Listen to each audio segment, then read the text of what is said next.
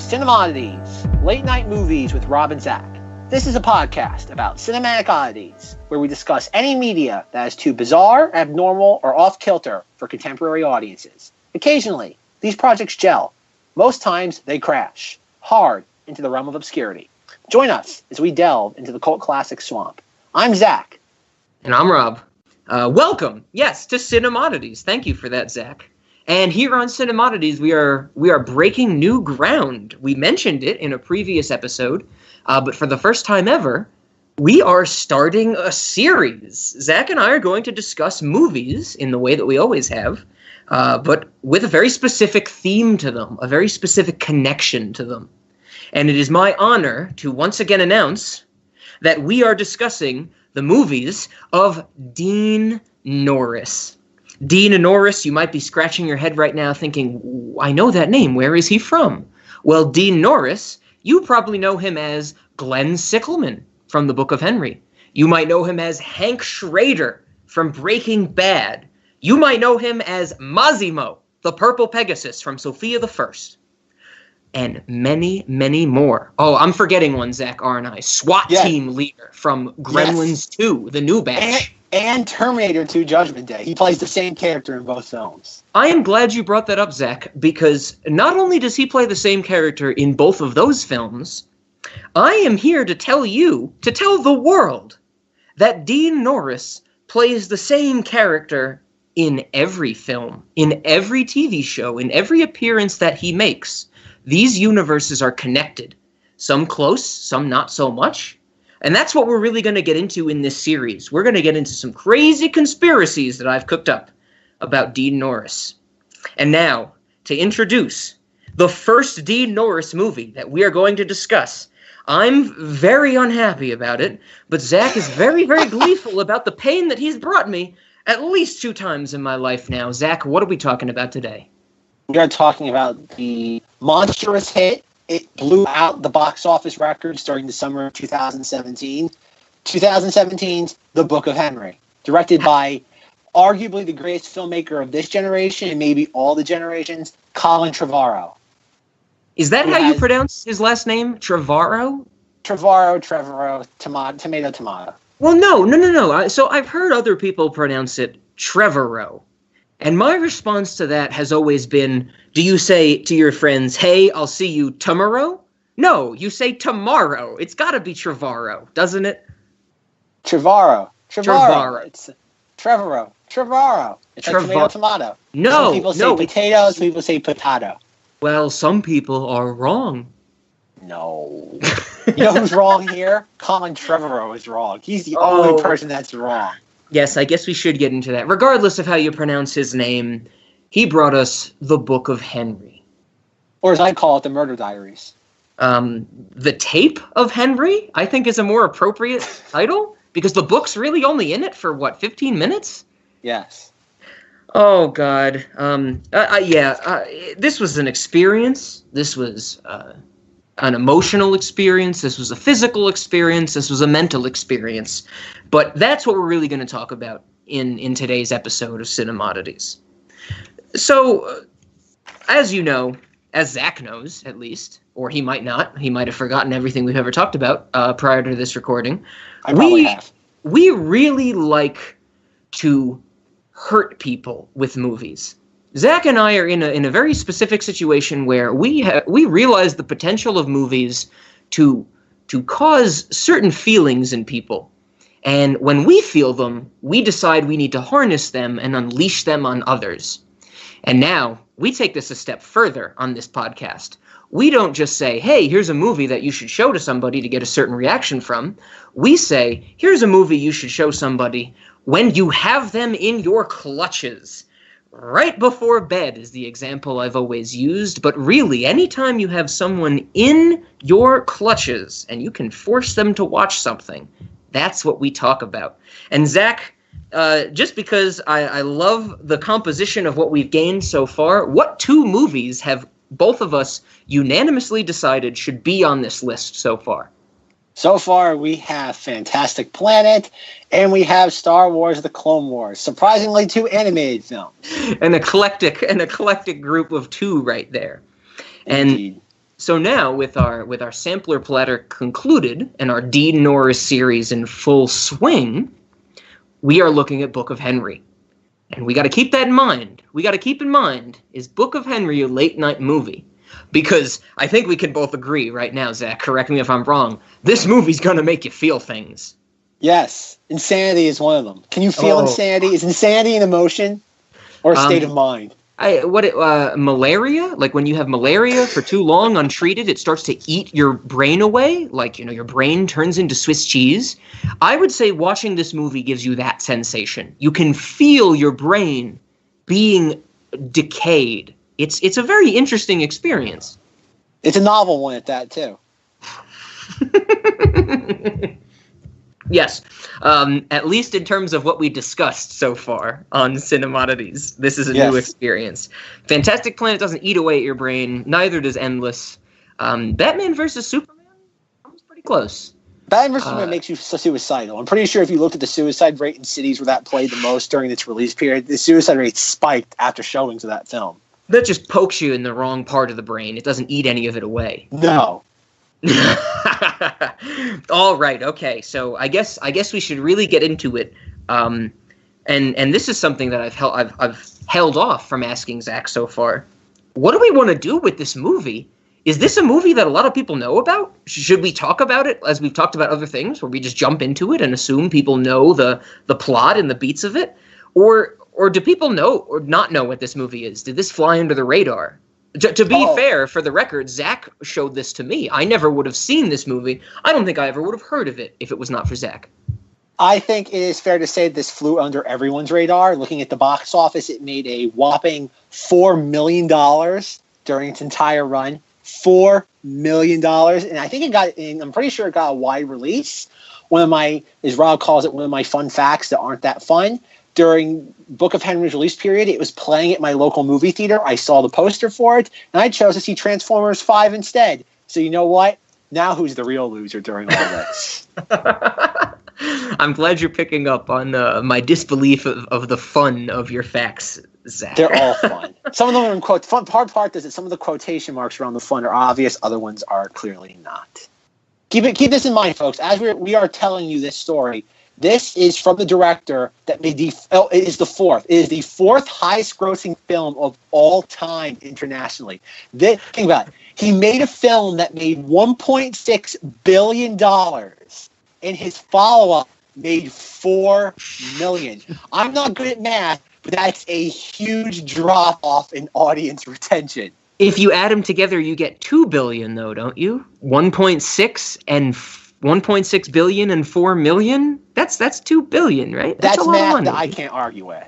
I wish $2 billion worth of audience saw this film more than Jurassic World, but unfortunately, I don't live in that reality. No, that is a good point, Zach. And as much as I did not enjoy watching this movie 2 times, as much as I do not want to talk about it beat by beat, I feel you have to. You can't just jump into any part of this movie and start to talk about it. You need the context of what came before.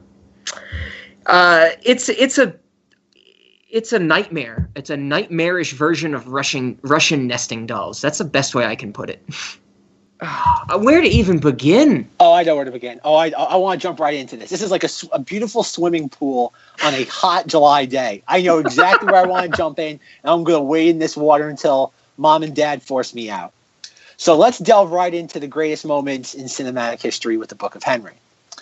The movie begins, or it's close to beginning. We have I don't want to get into the credits, because I think the credits are the titular Book of Henry. We really don't know are the Book of Henry until about what? 2/3 of the way through the film, or halfway, you'd say? I would say till the second viewing.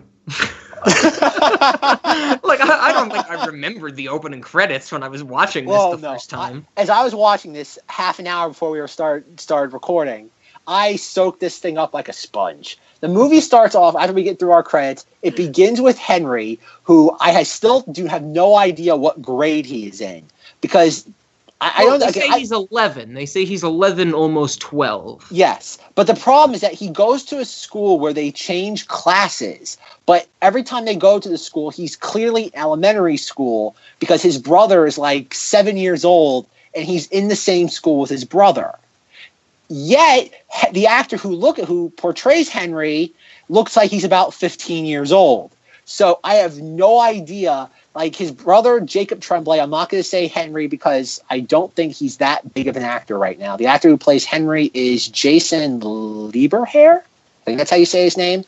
So the movie starts off with Henry, and like this is one of those scenes that well, the first time I ever watched this movie, I knew this was going to be a gem. When you have the first moment, and you have like the dopey little kid who looks like he's like 6 years old. He's like, well, I'm going to grow up. I want to be the world's greatest dodgeball player. That's his legacy, dodgeball. That's his. Yes, his legacy is being like a gold medal winner in the Olympics for dodgeball. And like I saw this, and I'm like, this has potential. And then the teacher's like, that was very good, Davey. Nice grammar. No run on fences. No, like, can I correct you at one point, Zach? She says, before she says very good and everything you said, she says a little basic. She actually says the line, okay, Davey, a little basic, but pretty good. Nice sentence structure, no run-ons, something like that. I'm making a plug right now. Do you know the actress's name who plays Mrs. Evans in the movie? No, I didn't know her name was even Mrs. Evans. Her name is Mrs. Evans in the movie. She's not even 4 scenes, 4 shots of the movie. Her name in real life is Geraldine Hughes. Zach, do you know what I'm about to tell you she was in? Breaking Bad. No, Law and Order.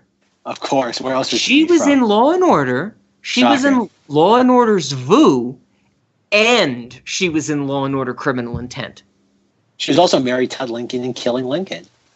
Is that an episode of Law and Order? I'm pretty sure it is.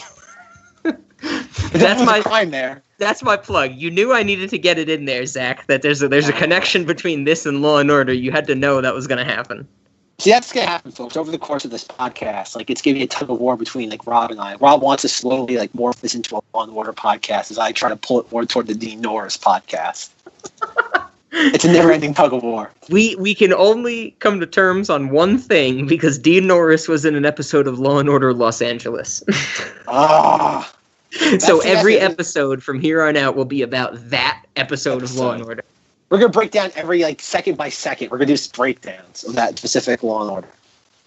But anyway, so you have that. I think it's a good point you bring up, the fact that the teacher would actually use the term basic when describing a student. I just like that. It's like a little basic, Davey, but then after that moment, she calls Henry up. And Henry gives arguably the greatest answer an 11-year-old prodigy can give. And when that scene ended with him saying about like how he's preaching to 11-year-olds about legacy, it's like, why did no one pick this kid up and not just put him in a locker? It's like, that's what this kid needs. Someone needs to give this kid a wedgie or a swirly. Like, the whole time I'm watching this, I'm like, will someone please give him a swirly? There's a point in the movie where he has a lot of bandages on his head. I thought it was because someone gave him a swirly. I was severely disappointed when that didn't come to fruition. What I'm trying to say is he got cancer from a swirly. That's what I'm trying to say. Yes. So that is literally everything we learn in the first 2 minutes of the movie. Zach, yes. Can I tell you what we get in the third minute of the movie?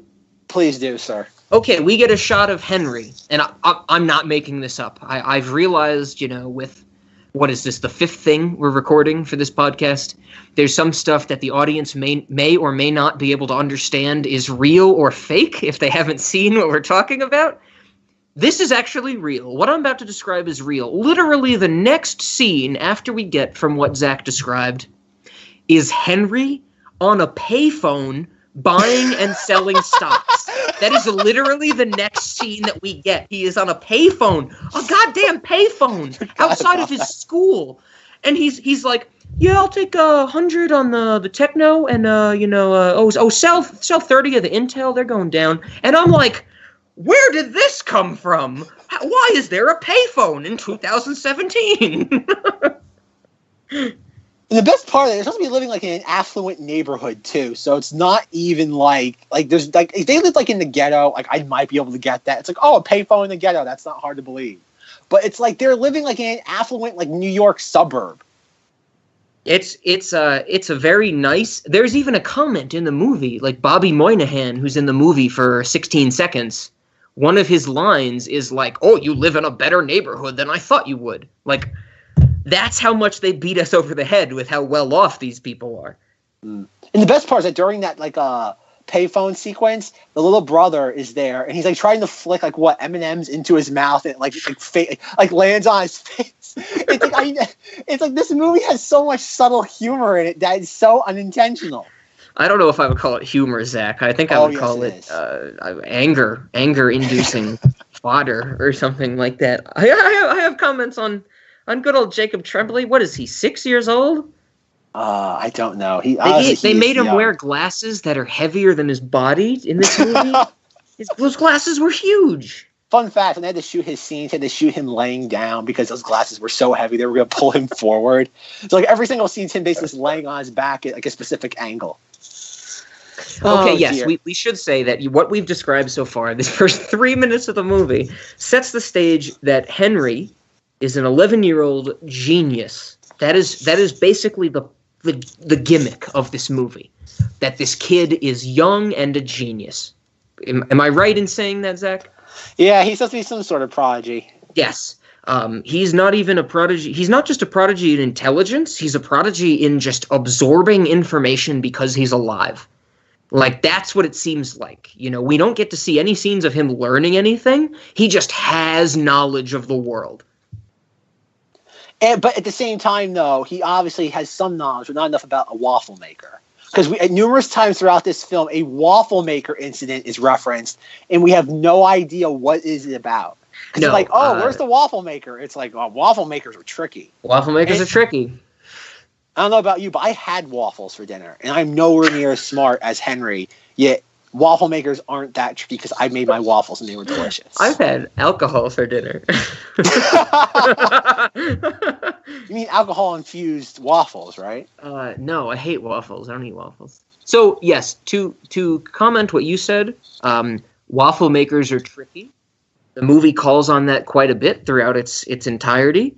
The thing that I want to respond, the only thing that saves this movie, Naomi Watts is a gift. Naomi Watts is a gift to the world. Like, she is the only reason I could sit through this movie 2 times. And I'm pretty sure early on, right after this payphone scene we described, that's when Naomi Watts shows up and they complain about their car and stuff like that. Yes, there's one thing that's worth noting about this movie. There's about, 15 running jokes throughout the entire film. Oh my God. It's like, there's so many running. I've never seen a film that has it's not supposed to be a comedy. Like, it's listed as like a psychological thriller. Yeah, it's like a psychological crime drama or something, right? Exactly. Yet there's so many running jokes. Like, in the first 5 minutes alone, you have him being like ultra smart. Then you have the whole thing with like the waffle maker. Then you have like you said, Naomi Watts and her whole thing with the car doesn't need to be replaced just because it's old. And then there's like the joke about like, Mom, you don't have, like, he keeps telling her you don't have to work. Mm-hmm. That's another, like, just constantly, like, that's one thing. This movie is like, it's so transparent, but at the same time, none of this ever really pays off. Yes, that's a good way to put it, that we never get a payoff from these little gags. We just get layers and layers of nonsense. And you wouldn't mind that if it was a comedy. If this was a comedy, you'd be like, okay, it's supposed to be comedic, but it's being bad comedy.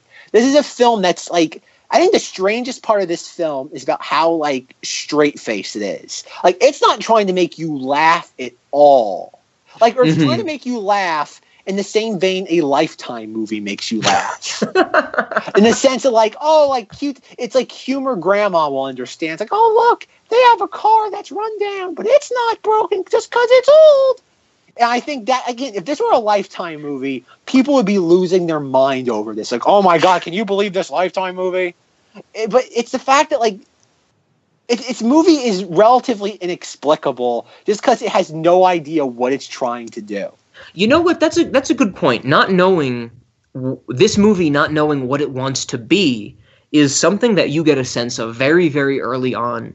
Because we don't get like a continual tone. I feel like we just get jarring tone shifts to set up every character.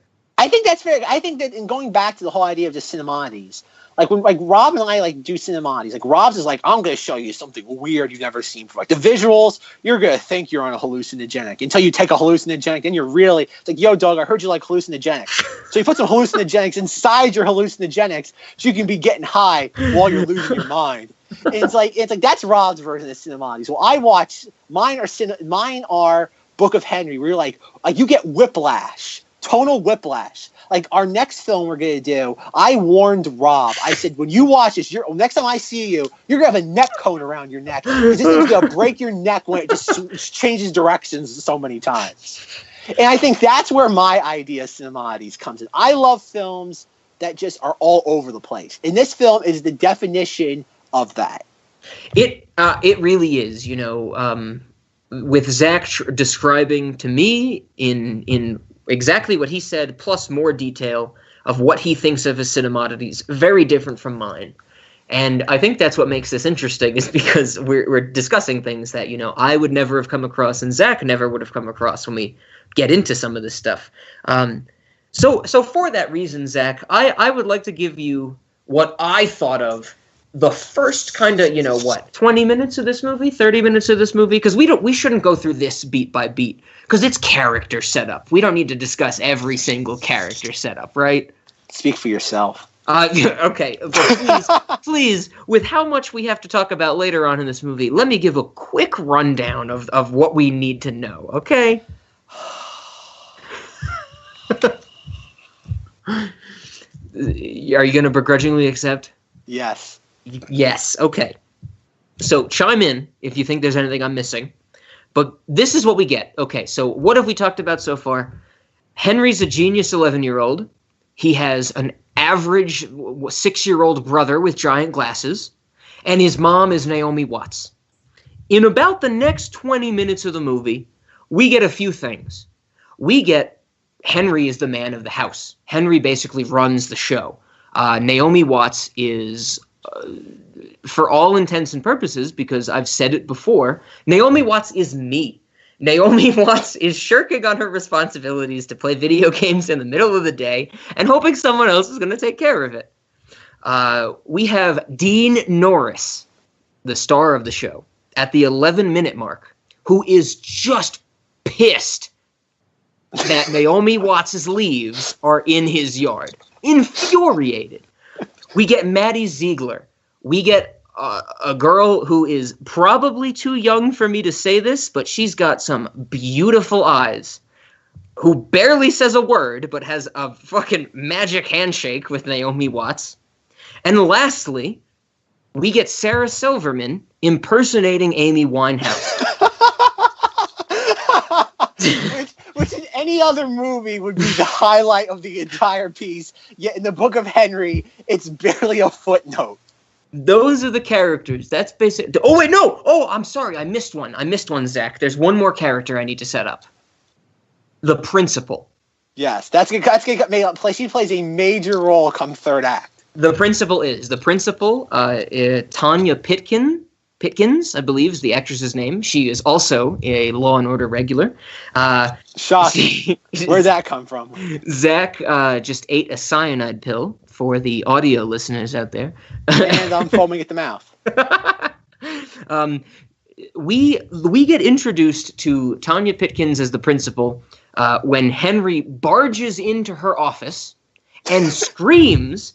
Literally, the first thing he screams in this scene, "God damn it, Janice, how many times do I have to tell you?" God damn it, Janice, how much longer does this have to go on? And they go on to explain basically the point of the movie, which is the one thing I didn't describe in all of these characters we get introduced to. We learn that Dean Norris, because he's so pissed about leaves in his yard, he's abusing his daughter, Maddie Ziegler. His stepdaughter, sorry. I have to ask. Yes. As I rewatch this for a second time, is it ever made clear how he's abusing her? Is he just hitting her? Is it sexual abuse? Is he telling her that she'll never be as great as an actor as he is? Are we ever to know is it ever hinted at what kind of abuse this is? No. In the actual movie, as far as I can objectively say, they do not specify how he is abusing her. But I think, personally, it is heavily implied that it is of a sexual nature. So I imagine if he was just hitting her, he wouldn't shoot himself. Spoiler alert. Well, I don't think he even shoots himself. Spoiler alert. Oh, okay. Because he has to live to go on to fight Walter White in Breaking Bad. Gotcha. But we're gonna get to that. We're gonna get to the end of the movie. We'll cross that bridge when we get there. Yes, we will. No, Zach. We will burn that bridge when we get to it. All right. So, did I miss anything? Did I miss anything in our setup? I think as you defined all of our major characters, you have hit all the beats on the head. I guess okay. I don't know how we're gonna break this down. We could spend 6 hours discussing this film. This is kind of like trying to. Oh God, I don't even think of a good analogy for this. It's just it's all over the place. Well, there's a really clear point in this movie for me, and I truly understood this on my second viewing of it today. There is a very clear point in this movie that is a fork in the road.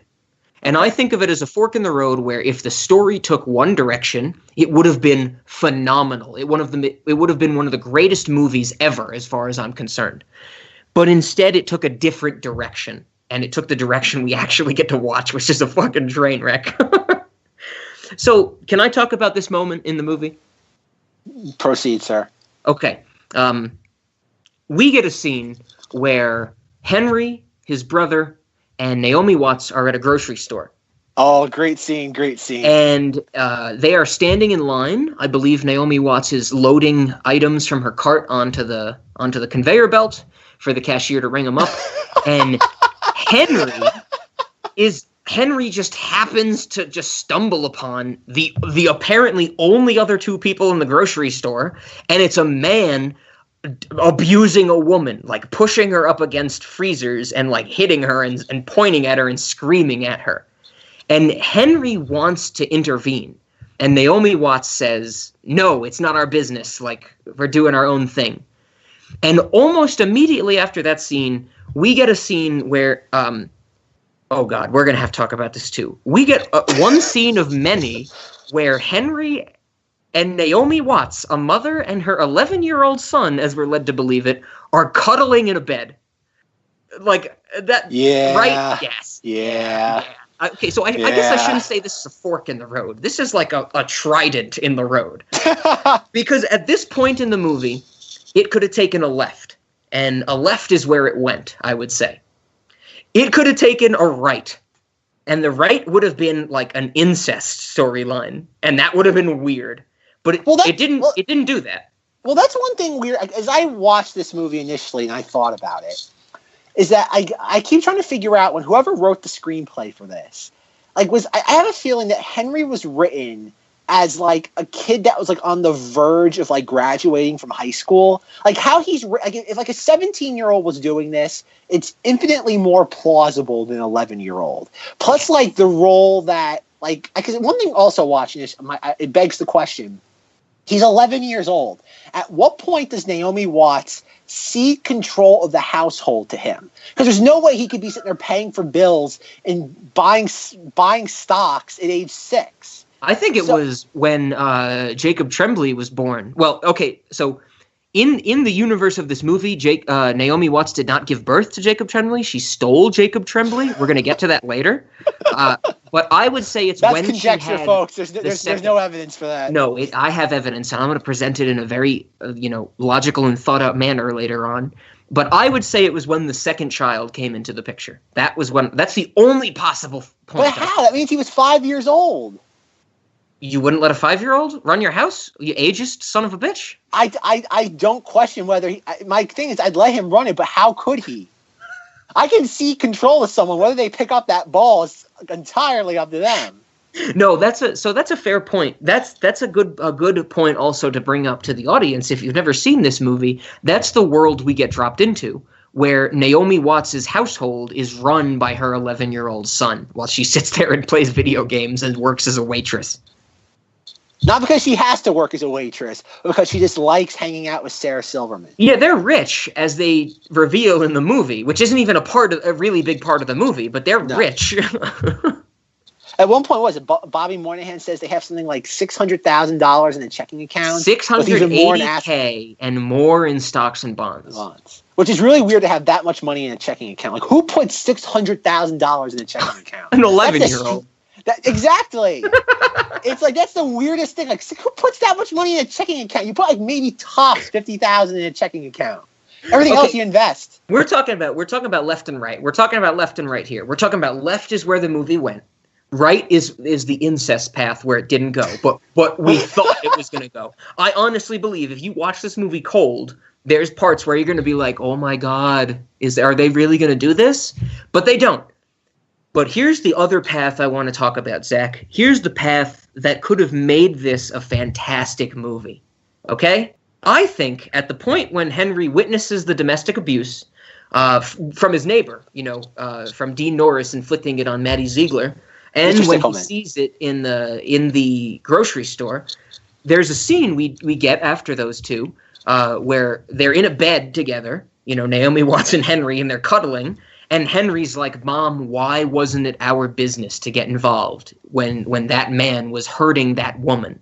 And at that point, on my first viewing of seeing this movie, I was like, okay, I can get behind this. If this movie becomes about a youthful genius who sees the world as black and white, but has to come to terms with the fact that, is it our responsibility to get involved in domestic abuse? That's a really neat idea. I could really get behind that idea of a young genius trying to encounter the gray world that we live in. What do you think? Wouldn't that have been a way better move on the writer's part than what we actually got? Absolutely not. I prefer the left path that goes down he leaves a notebook full of murder plots for his mother to sit there by a military-grade sniper rifle with a silencer to plan out a very sneaky assassination of Mr. Sickleman, the police commissioner, Dean Norris, in the woods. Okay, That's yes, let me... I want that movie. Yeah, okay. That's your opinion. Let me summarize. Right now, we are discussing 3 distinct movies. There's the Right Path movie, which is incest, which we're not having. We don't want that, but the movie makes you think it might happen. We have the Middle Path, which is a really nice, neat, interesting psychological idea. A good coming of age story for someone who's young and intelligent. And then we have the Left Path, which is where, and I'm sorry, Zach, if you don't like me summarizing so much in a heartbeat, which is where Henry gets a brain tumor and dies and leaves a literal instruction manual for Naomi Watts on how to murder Dean Norris. The police commissioner. The police commissioner. Whose brother is also in charge of Child Protective Services for some odd reason. Well, of course, that's a big part of our... Okay, can we just say we've taken the left turn. Everything we're talking about from here on out is that left path. It's what the movie actually is. It really is. It goes off on this wild tangent. That's what happens. Henry gets a brain tumor. Henry plans a murder. Gets a brain tumor, dies. Naomi Watts has to commit the murder, and that's where the rest of the movie happens. I have a question for you. Yes. Does he plan the murder before or after he's aware of the fact that he has something wrong with him? Can I answer this at the start with a reading off one of my notes? Continue. Here we go. This is how I want to respond to your question. One of my notes from this movie: this should be called The Tape of Henry, because I'm more interested in a kid with a brain tumor sneaking out of the hospital to nearly perfectly predict the future. That is what happens in this movie. And to answer your question, I think it's a little bit of both. I would say the first 10% of the plan comes before he knows he's sick, and the last 90% comes after he's in the hospital.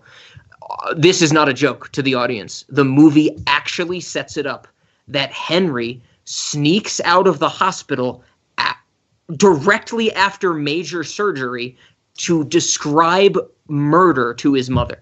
Yes, he does. There should be a longer pause than that, Zach. That's how much gravity this has. How stupid does that idea sound? And by stupid, you mean amazing, right? It's the thing. it's like the golden rule of writing. You know, you don't go off of an idea that you just had. You let it stew.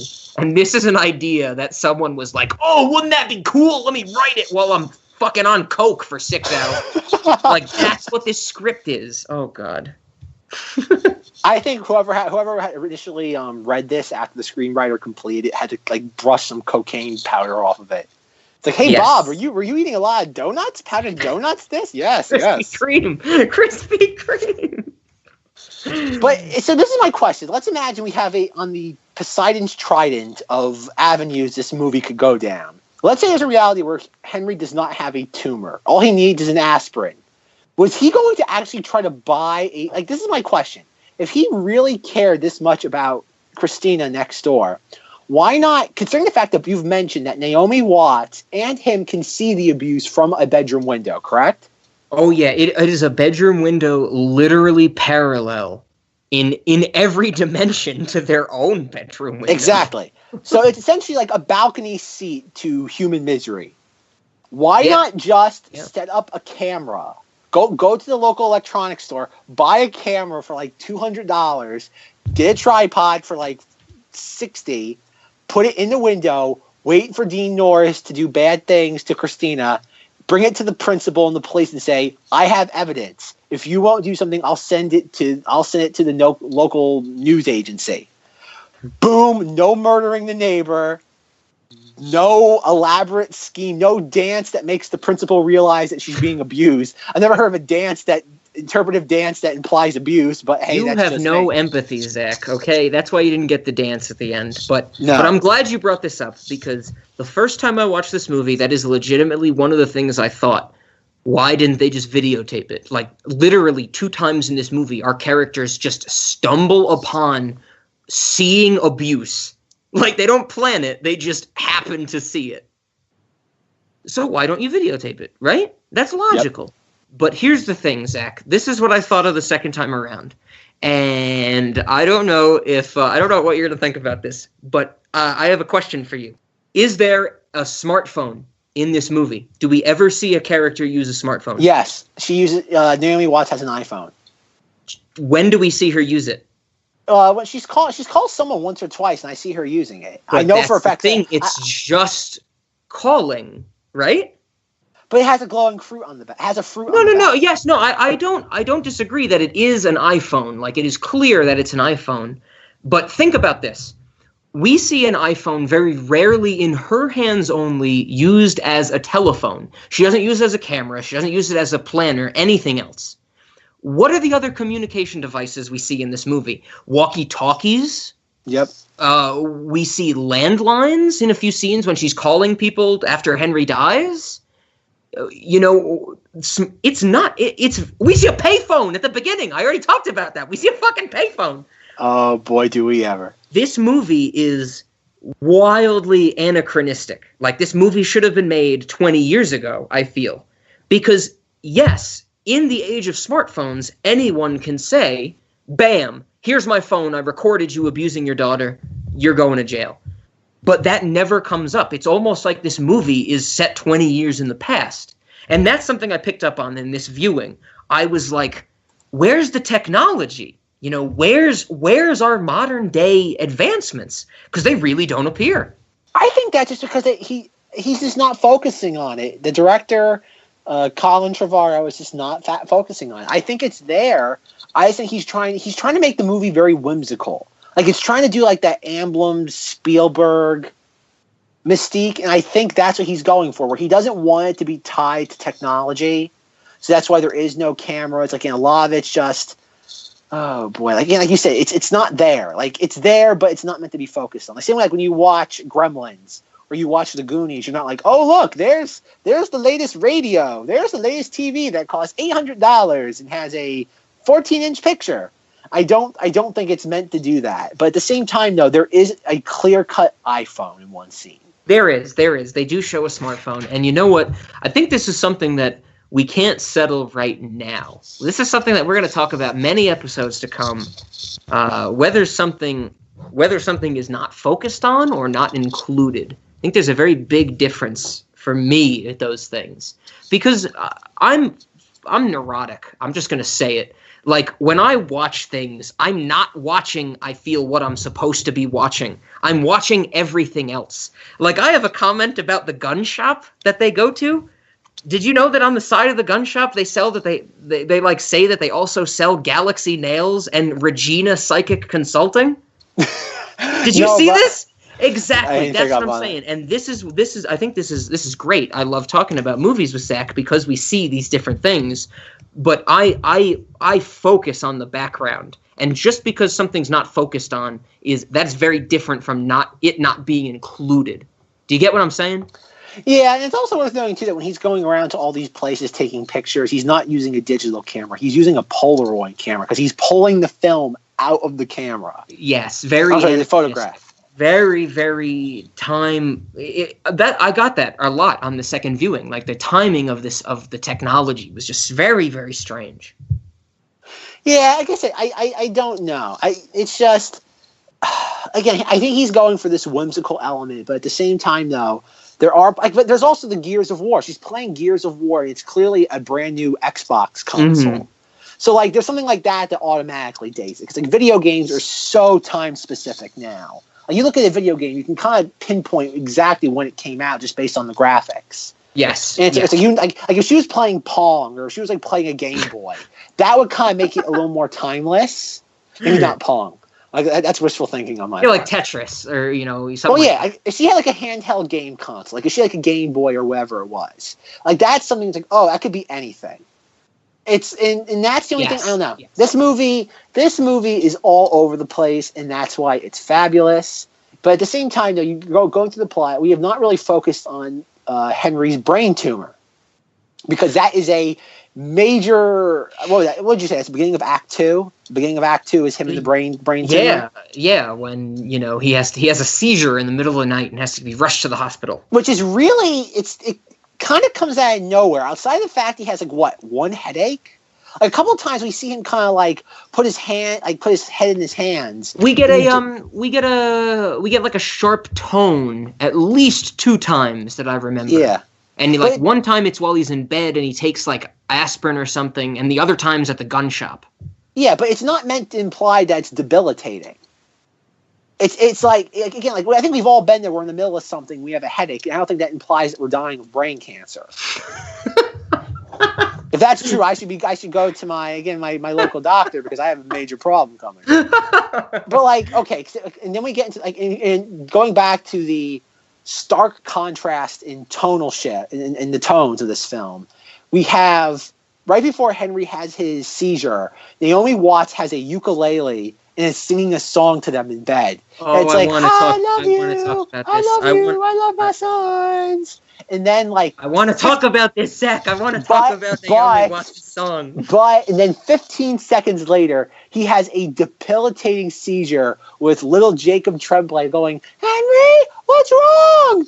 It's all over the place. But yes, please tell me more of your thoughts. I agree with Zack completely. This movie is whiplash. There's a scene that we haven't even got to where Henry and Jacob Tremblay literally just cry at each other talking about death out of nowhere. Like, but here's the thing, Zack. First time watching this movie, there's 2 bedroom scenes. There's like the first bedroom scene where Henry doesn't have a seizure, and then there's the bedroom scene where Henry does have a seizure, right? Mm-hmm. Yeah.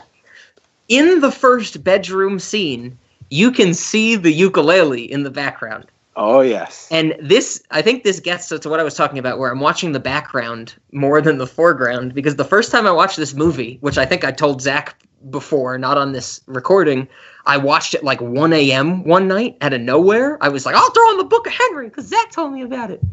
And in that scene, I was like, that is a beautiful ukulele. Like, it looks so good. Like, it's just a clear, crisp blue. It's a good, it's a big ukulele. I think it's like a tenor or a concert ukulele. And then we get the scene where Naomi Watts plays it. Zack, this is why I want to talk about it. This is my favorite scene in the movie. Wow. I love the song. I love Naomi Watts. I love the outfit she's wearing. Everything about it. That's oddly specific. Didn't you see it? She's got the flannel. She's got the button-down flannel, like the deep red button-down flannel, with a black sweater over it, and she's wearing those Naomi Watts jeans that she always wears in like every movie. And it's great. And Naomi Watts, if you're out there, I know I've said on this podcast previously that we're the same person. We are not the same person. If you're out there, I'm single, Naomi Watts. If you want to come sing me a song on the ukulele, I will accept it. Over Liev Schreiber's dead body. But I love that scene. I had no problem with that song. I'm basically making the point that I am biased. I love Naomi Watts. I've loved Naomi Watts for many, many years. Did you not like the ukulele song? Ukulele song is like so cheesy and over the top. Like it's so schmaltzy. Again, it's that Spielberg Amblin, like, oh, we're having a cutesy little moment. And only reason, like, I don't think I'd like or dislike that moment, but the thing that really makes that moment land is just that massive tone shift that occurs 15 seconds later. Because if you remember correctly, I disagree. The whole song, the song is the best part of the movie. Absolutely not. Absolutely not. Because you look at that sequence of events, that is the conclusion of Act 1 of the film. She sings them the goodnight song, shuts the door. Very next scene, she wakes up like a sudden, like she's like wake up, daddy, like just wakes up in bed, like to like Jacob Tremblay crying, and she goes like it's shot like a horror movie because she goes like racing down the hallway. The camera is like frantically trying to like keep pace ahead of her, and in the very next, she runs into the room, and Henry is convulsing on the floor. It's pretty rough. Like the lighting and the shot of it is really, really gruesome. It's trying to be shocking, and then we have her like running. Like obviously she's like, call an ambulance, Jacob Tremblay. It's like he's 6. It's like, why not you sit there and it's like again, like I said, again, she's not the adult, which is another, okay, this is a slight tangent. Are we ever given any sort of like notice as to what happened to the father? Or was this kind of like a virgin birth almost, or a virgin conception? No, just that he left. She does mention the father, but it's just that he left her with the 2 kids. Why would you leave that though? You have a son that basically, because I don't know. I want to see. No, I mean I agree with you completely. Why would you ever leave Naomi Watts? Like you don't leave that ever. Like that dude's a fool. Kids or no kids, right? I don't know. How do you leave Henry? It's like, did the father say, you know what, this kid's too freaked out? Like, we're talking about Naomi Watts. I know, but like you see your kids, like you have your first son, he's Henry. It's like, oh dear, and you find out she's pregnant again. It's like, nope, I'm out of here. Yoink. Not if it's Naomi Watts. Maybe she got a different pair of pants. Like you said, I've never thought so, but Naomi Watts wears the same pair of blue jeans in everything she's worked on the last, because 15 years. They look amazing on her. They are the Naomi Watts jeans. Like all of Janie E in Twin Peaks: The Return. It's the same pair of pants. Like the same pair. Even when they're like having sex in the bed, she's got jeans on. What else? Mulholland Drive. Jeans. She might. I think she's got a skirt on for the audition. Like the first audition scene, she probably has a skirt on. But like the rest of the movie's jeans. Rob, are you telling me this is the girl? This is the girl for me? Is that what you're asking? Come on, Rob. Think Naomi Watts movie history. This is the girl. Zach, this is the girl. You can hear the gasp where he figured it out. This is the girl. But it's worth noting that, like, as they're wheeling Henry into, like, the ER, like she's, like, running alongside, like, the gurney bed. Are you talking about I have this in my notes. Mrs. Carpenter, your son. That's their name, Carpenter? I didn't even know that. Yes, their last name is Carpenter, yes. Okay, and so you have that scene. Like, she's running along with, like the ER technicians. Then she looks back, and poor little Jacob Tremblay is, like, standing in the middle of, like, the hospital doors, just, like, confused. This is the funniest thing to me. See, there we go. This is one of my bullet points in my notes. So we get the scene that we've described. Henry has a horrible seizure in their home. And the next thing we get is them at the hospital. And Henry's on a gurney. They're being basically rushed through the emergency room. And Naomi Watts is crying following the gurney. And she's like, oh my God, Henry, is he going to be okay? And one of the nurses says, Mrs. Carpenter, your son. And Naomi Watts screams, Henry! And the nurse goes, "No, your other son." And the camera just cuts to Jacob Tremblay in the distance at the entrance, just standing there, like you said, with nothing to do. Henry, can you hear me? Mrs. Carpenter, your son. Henry, your other son. And I laughed. I laughed out loud when this scene happened. It is so goddamn funny. It's hilarious. But then, okay, so then we go to the whole thing where Henry goes into brain surgery, and Lee Pace, the doctor, comes in. Lee Pace? Lee Majors? Yeah. No, Lee Pace, not Lee Majors. It's not Lee Majors? No, Lee Majors is old. Okay, my Lee bad. Pace, he's from the Pace Salsa dynasty. That's how his family made his money. We're talking about the guy who was in the Hobbit movies as the elf king. Yes. He was also Ronan the Accuser in Guardians of the Galaxy, the greatest villain in the Marvel Cinematic Universe. My mistake on his name then. But I'm glad you brought this up, Zach, because this is where we reach another fork in the road for this movie, as far as I'm concerned. Indeed, because it's one of the greatest parts of this thing is that Henry think about it, he's 11 years old, and I think it's safe to say he's not gone to medical school in any way, shape, or form. And he's been taking care of his mother. Exactly, he's too busy doing stock buying and selling on the telephone, on the shady payphone outside the elementary school. So the doctor comes in, it's like, "Hey, buddy, you got a boo-boo on your brain," and he's like, and Henry's like, "Give it to me straight, doc." The doctor just kind of looks in sheer puzzlement. He says, "Come on, man." And so the doctor takes out his phone, pulls up Henry's CAT scan, and gives it to him. And Henry goes, "You're right. I can see the tumor. I can see it on the side of this." And it's like, how on earth is this possible? Who signed off? Who wrote this and said this is a good idea? Yes. People actually filmed it with a straight face. I had the exact same thought. I said to myself in my commentary, it doesn't matter how smart you are, you don't just have medical knowledge. It just doesn't happen. That's not intelligence. Oh, dear. This scene was a fork in the road, as I said. And this fork is very similar to our trident from before. But we're already on the left path from the trident. We know Henry has a brain tumor, that type of thing. But here's the thing I want to pose to you, Zach.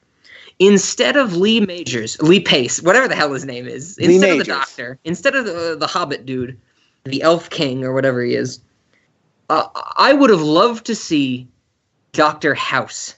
I really wanted. Okay, no, hear me out. You're laughing. No, you're laughing, but hear me out. Here we go. I want, Naomi Watts to witness Henry have a seizure. I want her to call and say, my son is a genius. He's won all these awards. He's the best doctor in the country. And they fly him out to Princeton Plainsboro General, which is where House the series takes place. And I would have just loved to get a scene, not even just the whole movie. The rest of the movie would have been great, but just a scene where Gregory House and Henry talk about the morality of getting involved in other people's domestic abuse situations. I think that would have been phenomenal because Henry is the one who's like, I'm a logical genius, but I feel that we are responsible for helping people, where House would be the one who's like, I'm also a logical genius, but I couldn't give a damn rat's ass about another person. That would have been amazing. And that's all I wanted from the doctor scene. That's all I wanted, Zach. Wouldn't that have been the greatest thing? No, because at this point, this trident at this point has more prongs than I can count. We're up to 6 or something at this point. It's a ridiculous amount. Imagine someone took a pitchfork and just started duct taping other prongs to it. That's where we're at this point. We've moved beyond we went at a fork. Then we moved to a trident. And then we kind of went to a pitchfork. And now we're essentially at a rake. There are so many different prongs this thing could go in. We're just creating. But yes, it should be said that I just wanted more from this movie. I wanted Dr. House. I wanted more psychological ideas, but that's not what we got. That's not and that's what this movie. It's not also trying to masquerade as that, because after the doctor scene, we get my favorite scene in the film that does not involve Naomi Watts carrying a sniper rifle that's larger than she is. Are you talking about the Sarah Silverman scene? Yes, this is the greatest scene in the film, and the scene that convinces me that they wrote this character as someone who was like 17, 18 years old and not an 11-year-old. Because I've never seen a film before that has a scene with an 11-year-old with that much sexual tension. Like the sexual tension's just bubbling over in that sequence. It is.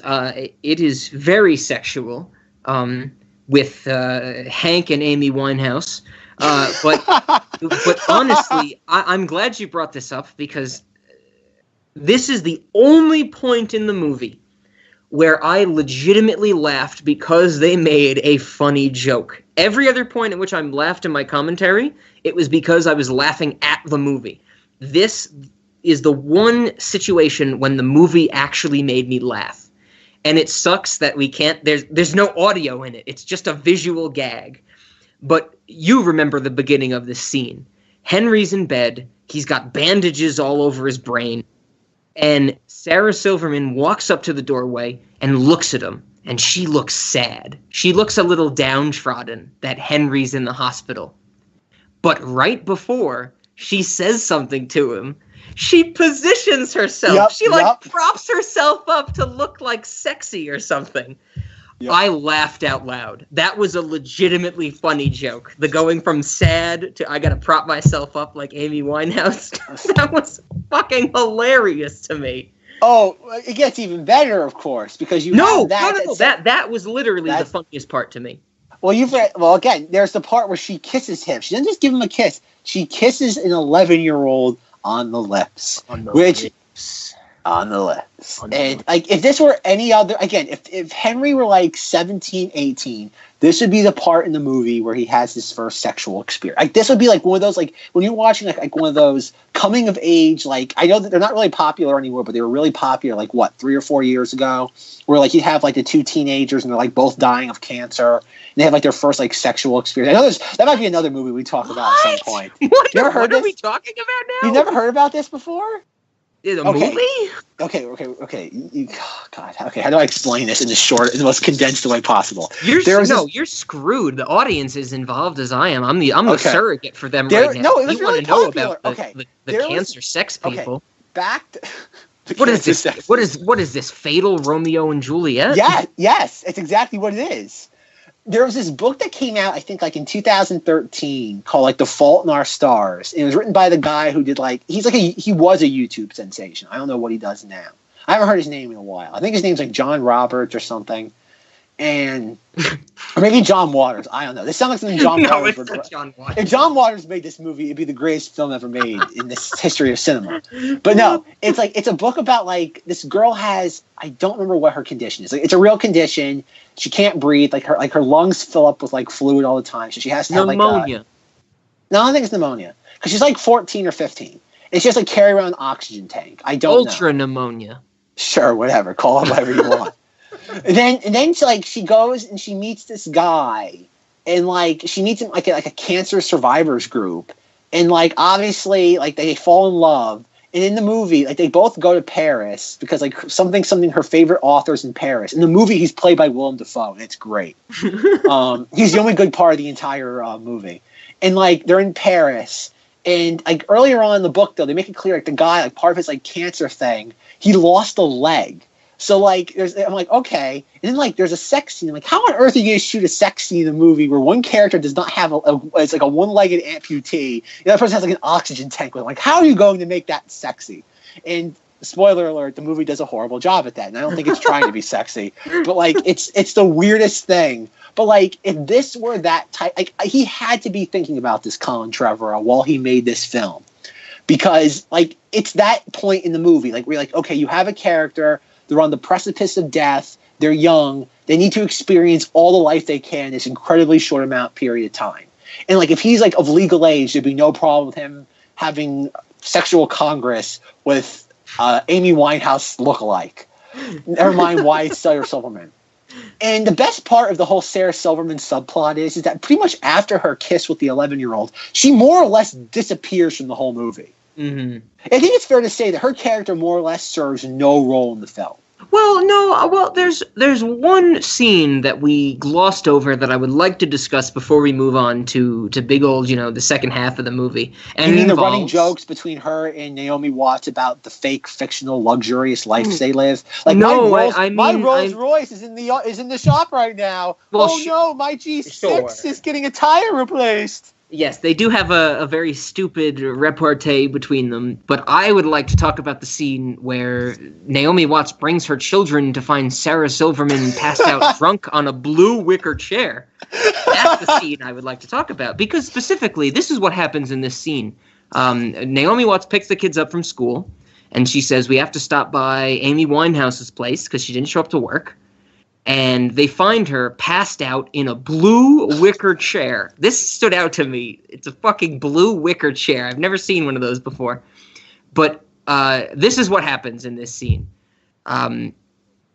Naomi Watts says, I covered for you at work. Like, come on, you should get up. You should sober up. And Amy Winehouse says, no, we should keep drinking wine. And Naomi Watts, in front of her two children, says, okay, and sits down and starts drinking wine. The reason this scene hit home for me, Zach, because I've been in this situation before. I've been Amy Winehouse's character, edging someone else on to just drink the day away. And I've also been the Naomi Watts character, who's begrudgingly accepted drinking the day away. This was the most emotional scene in the movie for me. What do those kids think, Zach? What does Henry think in all his genius? That his mom's just a wino. Dear. I can't imagine what he's thinking. At least he's not playing video games. I think that's what he's thinking. At least he's out of the house. Alcohol's better than video games. I mean, that's what I take in my own life these days. So. Oh dear, there's so much. This is such a dense movie. Okay, yes. So let me. Should I summarize? Should I summarize our first half that we've gotten through? Oh my Lord, we still have another half to go. Oh my Henry Lord. Henry wants to plan a murder, but he gets a brain tumor and dies. Well, it's worth saying that it's not until Jacob Tremblay finds the titular Book of Henry that we even know what he's trying to do, because it's not even it's, I don't know, I think it's beyond subtle. You see him he goes to the dam. They have a dam in their city apparently, because every little town has a dam. And he has a little protractor. He's measuring the angle. He'd have to lob something over the railing. Then the next scene is him and Jake. He has a telescope, and he's telling Jacob Tremblay to go stand in the woods. He's nope, further back. Nope, closer to him as they talk on a walkie-talkie. Then the third scene is him sneaking into a gun shop and hearing an illegal gun sale going on. It's yo man, the Dominic got the guns. And it's yeah man, Dominic got the guns. And it's what, you're watching this. I'd love to admit, this is one of those movies. I can imagine, when this came out, in June of 2017, Grandma and Grandpa go to the theater, on a Tuesday morning. They're looking at, all the posters outside the theater, oh, look at this. And it's a cute little poster with, a little boy with, goggles and, a leather cap on his head. It's oh, this looks cute. This looks heartwarming. It's one of those movies you go to and the whole theater smells like church because all this is grandmas and grandpas. And they go into this and imagine grandma watching this. Grandma's gonna be so confused because certain scenes in this movie are just how they're shot are just utterly baffling. I'm so glad you mentioned this. This is something I actually wanted to ask you. Something that I think you would have infinitely more knowledge than I do. There's a few times in this movie where I feel that he Colin Trevorrow, breaks or comes very close to breaking the 180-degree rule. Did you pick up on this? Elaborate. So the 180-degree rule in film, of course, if you have two characters talking to each other, every angle that the audience sees of those actors should be on the same 180-degree plane. Imagine if you had a bird's eye view of two actors standing next to each other, the camera should always be on one side of them. Otherwise, it confuses the audience of, wait, I thought she was on the left and she was on the right.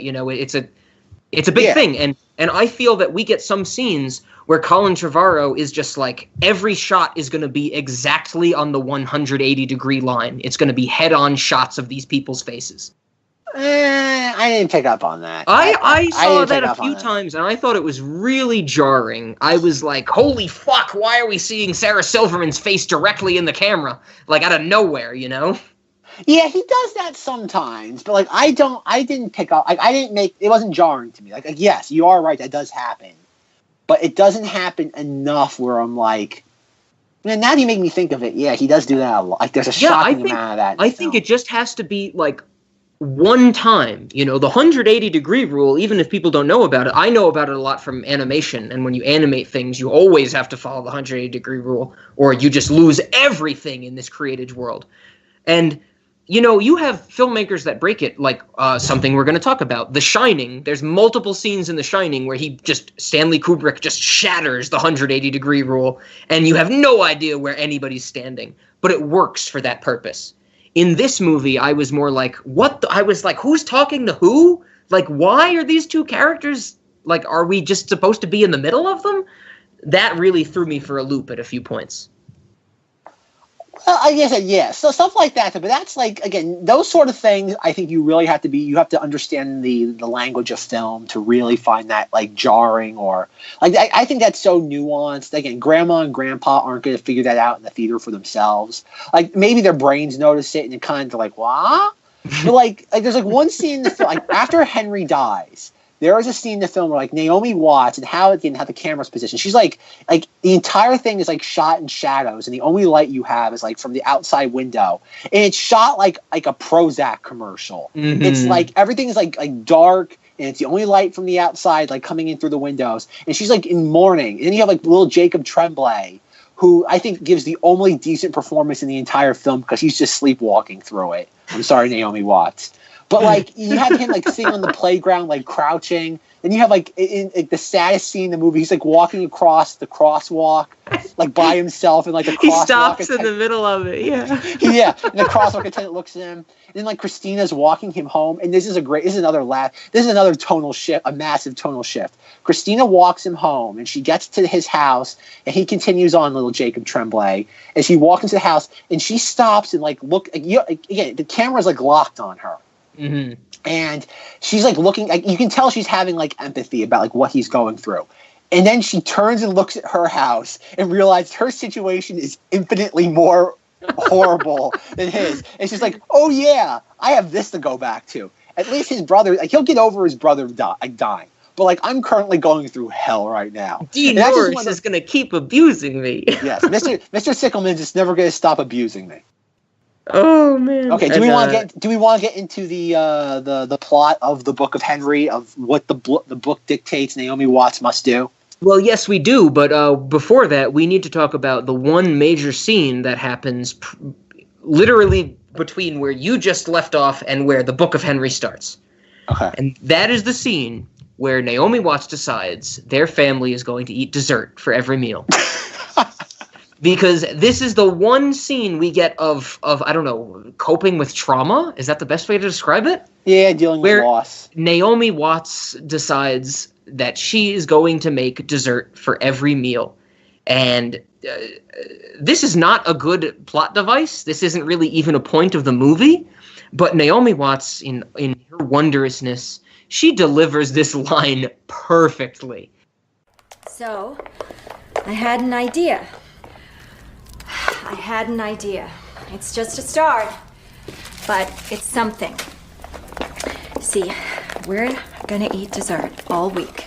Nothing else. Breakfast, lunch, and dinner. Fuck it. And it is on the spot. We're gonna have dessert, breakfast, lunch, and dinner. Fuck it. Right to her like 7-year-old kid. Fuck it. Don't curse in front of me. Yes, I cut that part out of the clip because, that's not funny. Just Naomi Watts coming to the steadfast conclusion that she needs to eat that much dessert is what's funny. But yeah, that's really the only transition. It takes them 9 minutes or something from when Henry dies to get to the actual Book of Henry. And all we get in the downtime is mourning. Like, that's it. It's just sadness. Well, I have to say, the candy and dessert for like breakfast, lunch, and dinner actually, and that's set up and actually pays off. And I think the only genuine joke in the entire film. Oh, you talk about the lunchroom scene? Yes, the lunchroom scene is the only scene where he has like his little lunch box. And it's worth noting, it's real quick, not to interrupt myself, but I have the movie playing right now with no audio, that while she is doing all this, while she is baking all these desserts, she is smoking a cigarette. She tries to smoke a cigarette. She does, yes, she tries to smoke a cigarette. It's never established that she's a smoker either. That's not established. That's the only cigarette we get in the whole movie, yes. I'm pretty sure. But anyway, though, back to things that the joke that pays off is he brings his little cute lunch box, his little metallic lunch box to lunch, opens it up, it has like gumdrops, a cannoli, a cupcakes, and he opens it and he goes, "Does anybody have a piece of fruit? Does anyone want to trade for a piece of fruit?" That is the only genuine joke in this like 2-hour film where it's not cynical, it's not us being sickos that find human misery hilarious. It's the only genuine, like in a 2-hour movie that's trying to be whimsical and invoke Spielbergian flavors, one genuine joke. It's cute. 2 hours. It's cute. I'll give you that. You know, it's cute. It's a little bit of fun. It might be the only bit of fun. Yes, it's the only bit of fun. All right. So after all this happens, you have Bobby Moynihan tells Naomi Watts to go home. That's not a request because somebody asked Naomi Watts, "Is this Diet Coke or regular Coke?" I don't know why that person just who on earth can't tell the difference between regular and Diet Coke? This is the catalyst to the rest of the movie. I would say this woman asking Naomi Watts if she has Diet or regular Coke is why she thinks she should commit murder. More or less, because she's at home now with little Jacob Tremblay, and they decide to be on a murder spree.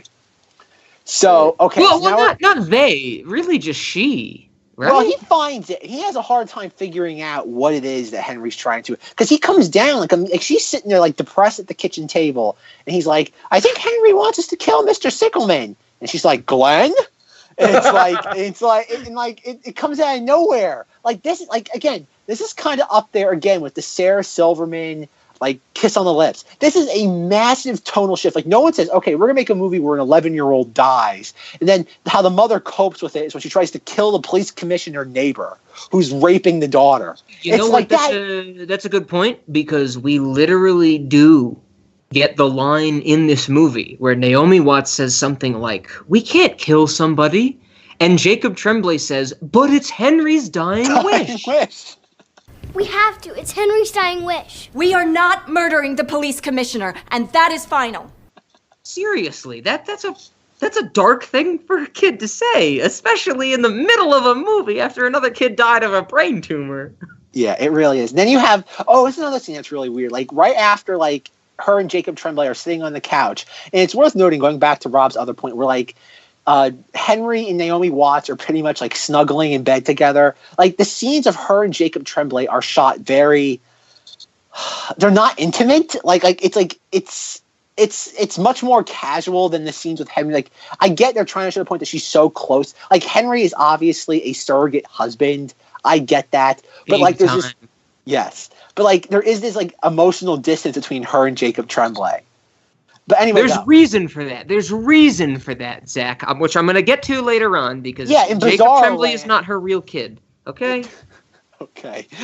There's a Rob explanation for that. So Naomi Watts is on the phone, and she's like trying to. This is the thing that's really funny. She's trying to convince like Child Protective Services to like investigate the issue again.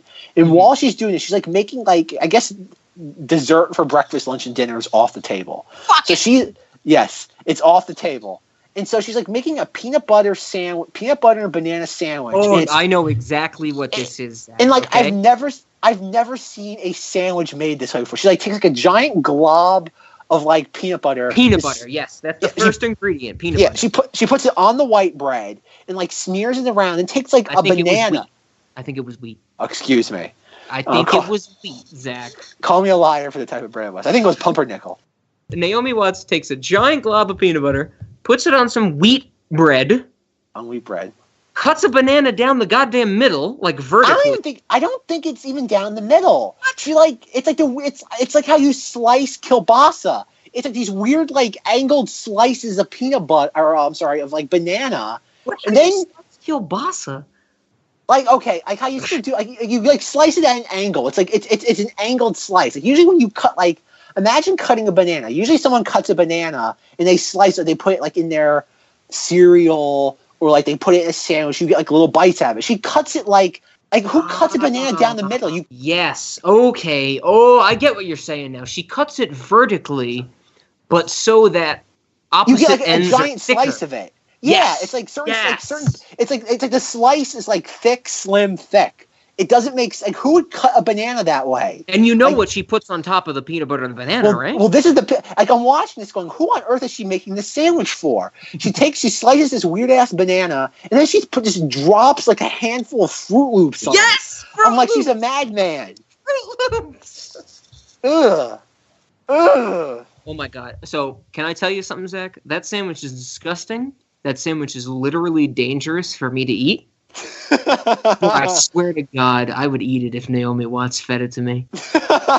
Hands down. That's got to be the greatest fucking tasting sandwich. No. Yes! Okay, clearly Zach and I disagree. It's a garbage fire of a sandwich. How godly Naomi Watts is.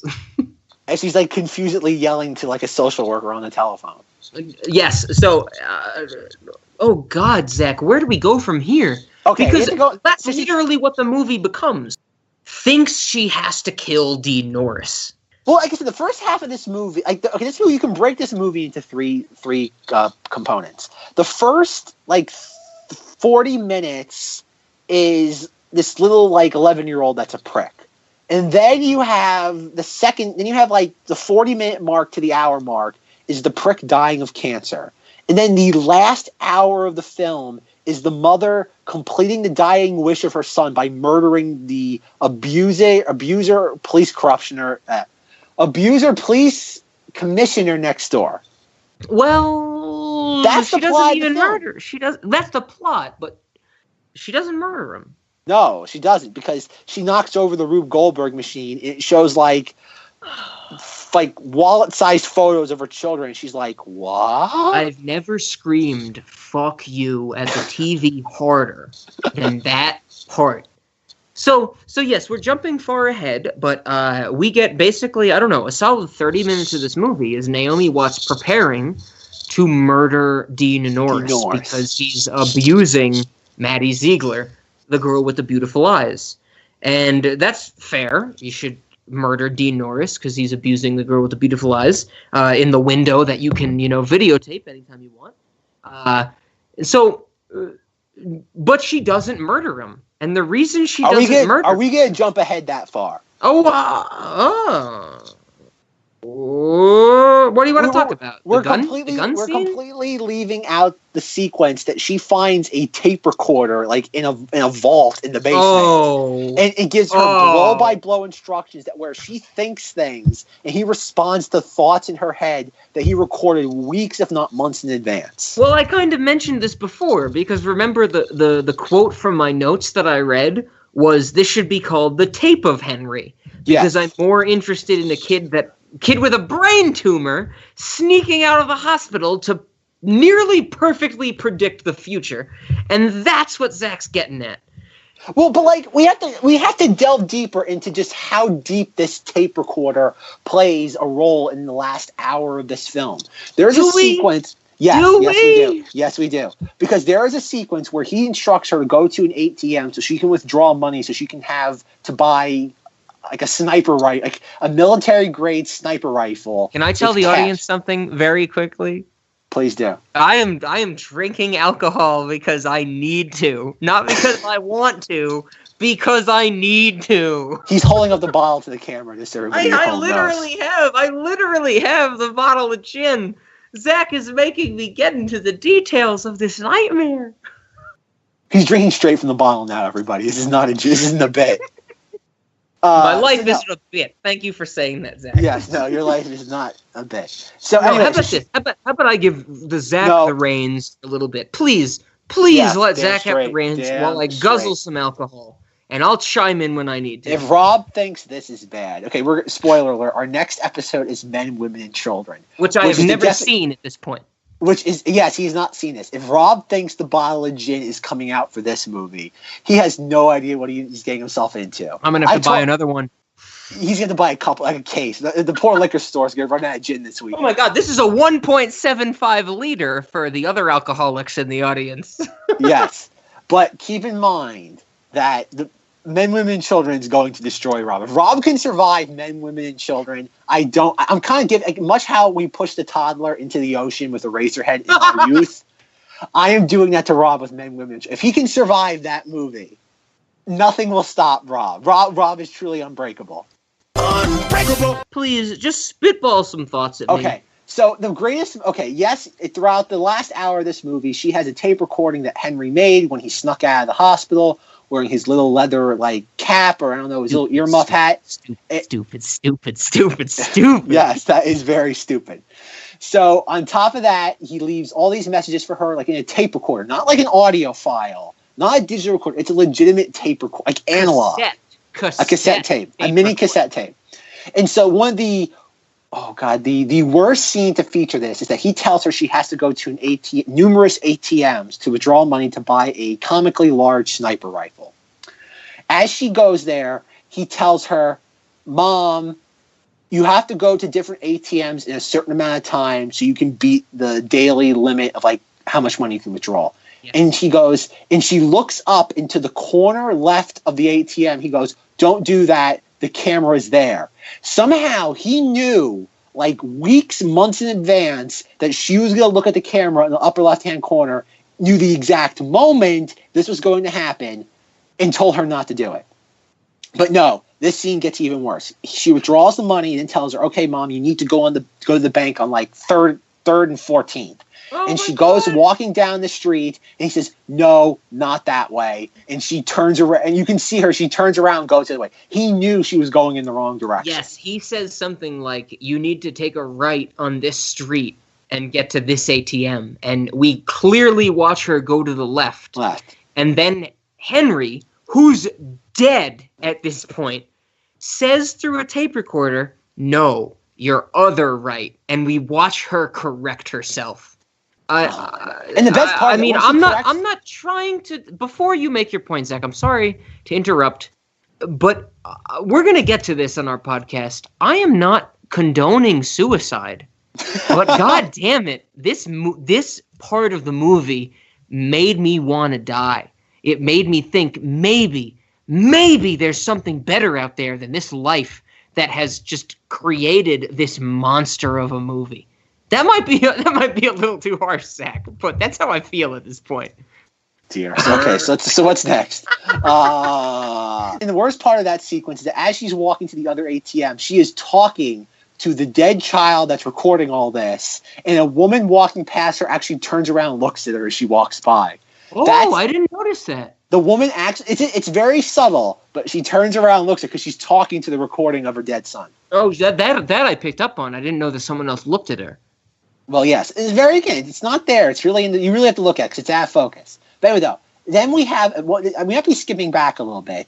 But at one point when we mentioned that we failed to mention at one point Naomi Watts is watching the daughter be abused, and that's the catalyst. That's like her reason to come into action to kill Dean Norris. Yes, and so like she calls Dean Norris, and this adds again to the numerous countless running gags of this film, where she's like, "Hi, Dean Norris," and he's supposed to be in the middle of abusing her. Again, we don't know what kind of abuse it is, so we have to use a very generic label. Literally in the process of abuse, and she's like, Dean Norris, and he's like, yeah, and it's like, I'm gonna take care of the leaves. I'm gonna take care of them tomorrow. Well, you said that before. Yeah, and the funny thing is, like, you think if somebody's in the middle of, like, abusing a child, you think they'd be a little out of breath, or a little like this. Like, there's no change in his voice. In all honesty, it sounds like he'd be in the middle of watching TV, and he's annoyed that he had to, like, mute it. Hello? Glenn. Hi. I was calling because I'm gonna get to the leaves. those leaves on the lawn. Uh-huh. You said that before, Susan. It's like, God. Zach, are you watching my video right now? How much I'm freaking out about what you just said? No. Oh my God. Okay. So very much like the first episode where Zach had the glorious line, "If you watch any 9/11 footage." Zach just basically said, "I don't know what you're doing in the middle of abusing your child, but I'm not going to pick up the phone." So, oh God, I'm sorry. But it's true, though. If you're in the middle of doing something like that, you're not going to answer the phone. And if you are, you're not going to sound like... I think about if you're abusing someone, you're not going to sit there, sound like he doesn't seem perturbed. We are going to get canceled. We are getting canceled. Literally, no one is paying for this to happen, but we just got canceled.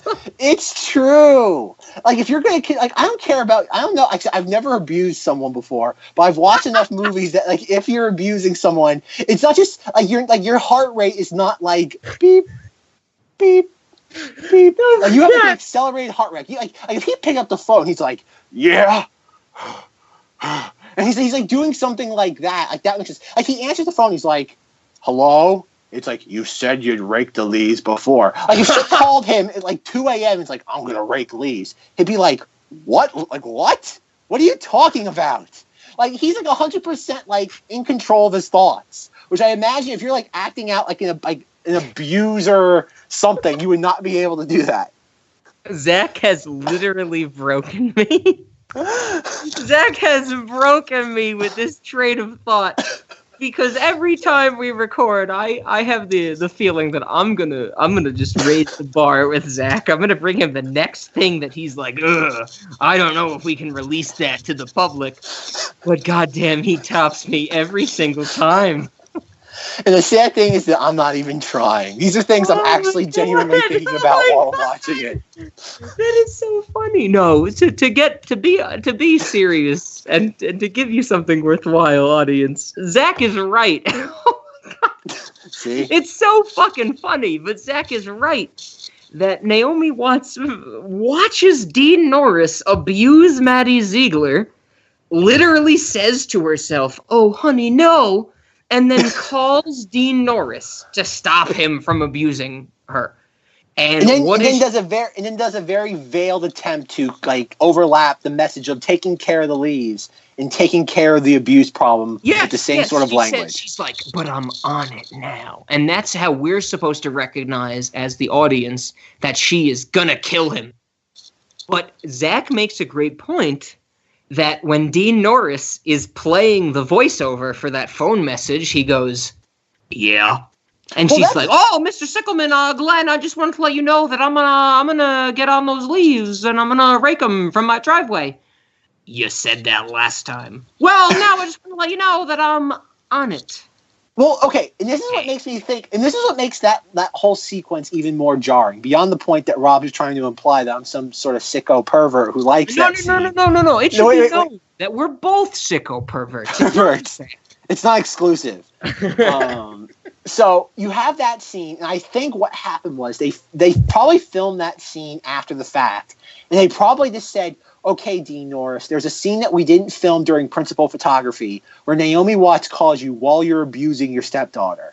And he said, okay, what am I supposed to do during this scene? They probably wrote down 3 sentences for him to say and probably gave him zero direction on how to say those 3 lines. So he said them like how do you want me to say it? What am I doing during these scenes? Just say them. Just say them any way you can. Just get done with it. And then because the reason why I think that way is because 15 minutes later in the film, or maybe even less, she's outside the house with Dean Norris. And she's like, Dean, I have some questions for you. And she's like, oh, wait, I'm sorry about the leaves. I'm sorry I haven't taken care of them already. I'm like, you just said you made a whole point out of this. And yet his attitude about the leaves has done a complete 180. On the phone, you can tell he's still annoyed. He's less annoyed about the interruption of rape than he is about the fact that the leaves haven't been taken care of. Both of the scenes that we have described, the abuse scene, which Naomi Watts calls him, and the following scene, which she brings up the leaves again, both of these occur after Henry has died. Yes. And it's only in the second scene where we get to hear him say, "Sorry about your son, don't worry about the leaves." So clearly the editing is out of order to some extent. Exactly, and that's yes, because he's even like very like, beyond the part even with her son. He's like very like apologetic, and he's like, "Oh, I'm sorry, like don't worry about it." It's like I don't think that scene with him on the phone with her was part of the original movie. I think that was plugged in because they figured we need a scene where she really, because I would imagine they probably showed this to test audiences. And oh dear Lord, if I could go back in time and experience, forget about the JFK assassination or the Titanic sinking. If I could go back in time and be in the test audience for Book of Henry, I would do that. Like, forget everything else. Well, that's an interesting point. I never thought of that. I don't usually think about those things in terms of, what came after the fact or what order were these things shot in. But I noticed something between the scene that we're describing right now, his voiceover on the phone, and the scene where Naomi Watts actually goes into his house to get his signature. Mm-hmm. You know what scene I'm talking about? Where she asks him about... That's the second part, the leaves scene, where like the third time, and she's like, "Oh, I'm sorry about the leaves," and he's like, "That's all right." She's like, "Can I talk to you about it?" They have a more of an interaction than any point prior in the movie, and I feel in that scene, we get to see Dean Norris finally in this movie act his part. I feel that whatever direction he was given was told to be restrained. What did you think of the scene, Zach? What did you think of Dean Norris's acting in this scene? That's really what I'm getting at. I don't think he was directed at all. Like this scene, like you have like all these weird performances, like where everything's trying to be like again so whimsical. And like every single Dean Norris scene is played so flat. It's like I can imagine him going to Colin Trevorrow. Like, how do you want me to act in this scene? And Colin Trevorrow's like, just act, just do it. I honestly believe the complete opposite. I think that Colin Trevorrow went to Dean Norris and said, "Do this specific way." I think Dean Norris is way too controlled in this role. But that's what I mean, though. That's what I mean, though. He seems so restrained. Like he's not animated. It's like he catches Naomi Watts with a comically large sniper rifle, and he's like, "Who are they gonna believe? I'm gonna call the sheriff to take you in because I can't do that as the goddamn police commissioner." That's what I mean. It's like it's such a like it's a flat performance, not because he can't do more with it. It's because he's being told don't do anything with it. Well, yes, that's what I'm getting at. I think it's the fault of the director. I think it's the fault of everything wrong with this film is the fault of the director. Good. I'm glad we're on the same page because this is our first Dean Norris episode. We are not making fun of Dean Norris. We're not saying he's a flat actor. We love Dean Norris. Yeah, this movie, he has a very weird taste in projects. He is hindered in this movie. I feel like this movie hinders his performance. Yes. But okay, that's the thing. How far are we jumping ahead right now? Because I don't want to go through the whole thing with her. Like, cause she more or less retraces Henry's footsteps. She goes to the bridge. She looks at that. We get a full montage of Naomi Watts setting up the murder scenario so she can kill Dean Norris. And so, okay, so I don't think we set this up though, but the reason why how she's going to kill Dean Norris, she buys the gun. Henry tells her like how to position it. He tells her that a human skull is much thinner than a piece of plywood in thickness, which is probably the most morbid detail in the entire film. Which includes that is also in the introduction. If you watch the intro credits closely, when they're showing pages of Henry's notebook, they show the words. It's like a picture of a piece of wood and an arrow pointing to it, and at the other end of the arrow, it says slightly thicker than a human skull. Yes, that's how morbid this movie is. This movie's insanely morbid and it's so. It's not shocking that nobody went to go see this. So, are we at the point where we are talking about the murder and the talent show? Are we at that point? Well, yes, but one thing I just want to say, the reason why Dean Norris, because she brings we forgot to mention too the fact that she gets the signature, like the parental signature, I guess like the permission slip to drive Christina to the talent show. Yeah, she does a hand copy. She does a hand forgery of a signature. Well, the reason why she's able to do that is because Dean Norris does not want to drive his stepdaughter to the talent show. He's willing to pick her up, but he does not want to drive her there. That's such a weird detail. Yes, but yes, this point in the movie, this is a big deal. Any movie that deals with adoption has to deal with the fact of how difficult it is to get custody of a child. This is something that even Law & Order's VU glosses over it sometimes. Getting custody, legal custody of a child is one of the hardest possible things to do. And Naomi Watts does it by forging a signature from like a high school Permission slip. Permission slip. Yes, it's egregious. It's time for the talent show. She drives Christina and Jacob Tremblay to the talent show. And while she's there, we have another one of the greatest scenes. While they're standing there waiting to, I don't know what, I guess she's waiting to drop him off, Jacob Tremblay. He pulls out like a Sharpie marker and starts drawing a fake mustache on a picture that's just in the lobby of like the auditorium. And she goes, "What are you doing?" "Henry thought it would be funny, but Henry was a child." And Henry was 11 years old. And it's a great moment because it's just this very small moment. It's just beyond silly. I agree with Zack. I agree with Zack completely. That's a very silly moment. That's where I feel like the writer of the script said, "Oh my God, we need to set up the finale somehow. Let's throw in a small scene of Henry was 11. Like, it's a very forced scene in terms of the message of the movie. But I want to talk about the scene directly before that. Okay? When she's trying to put the little bow tie on him? No, I'm sorry. I shouldn't say directly. Even before that, the night before the talent show, literally the night before the talent show, we get a scene where Naomi Watts is tucking her only remaining son into bed, Jacob Tremblay. And she says, "What are you going to do for the talent show?" For the first time. Literally the night before it's going to happen. Like, that's how attentive of a mother she is.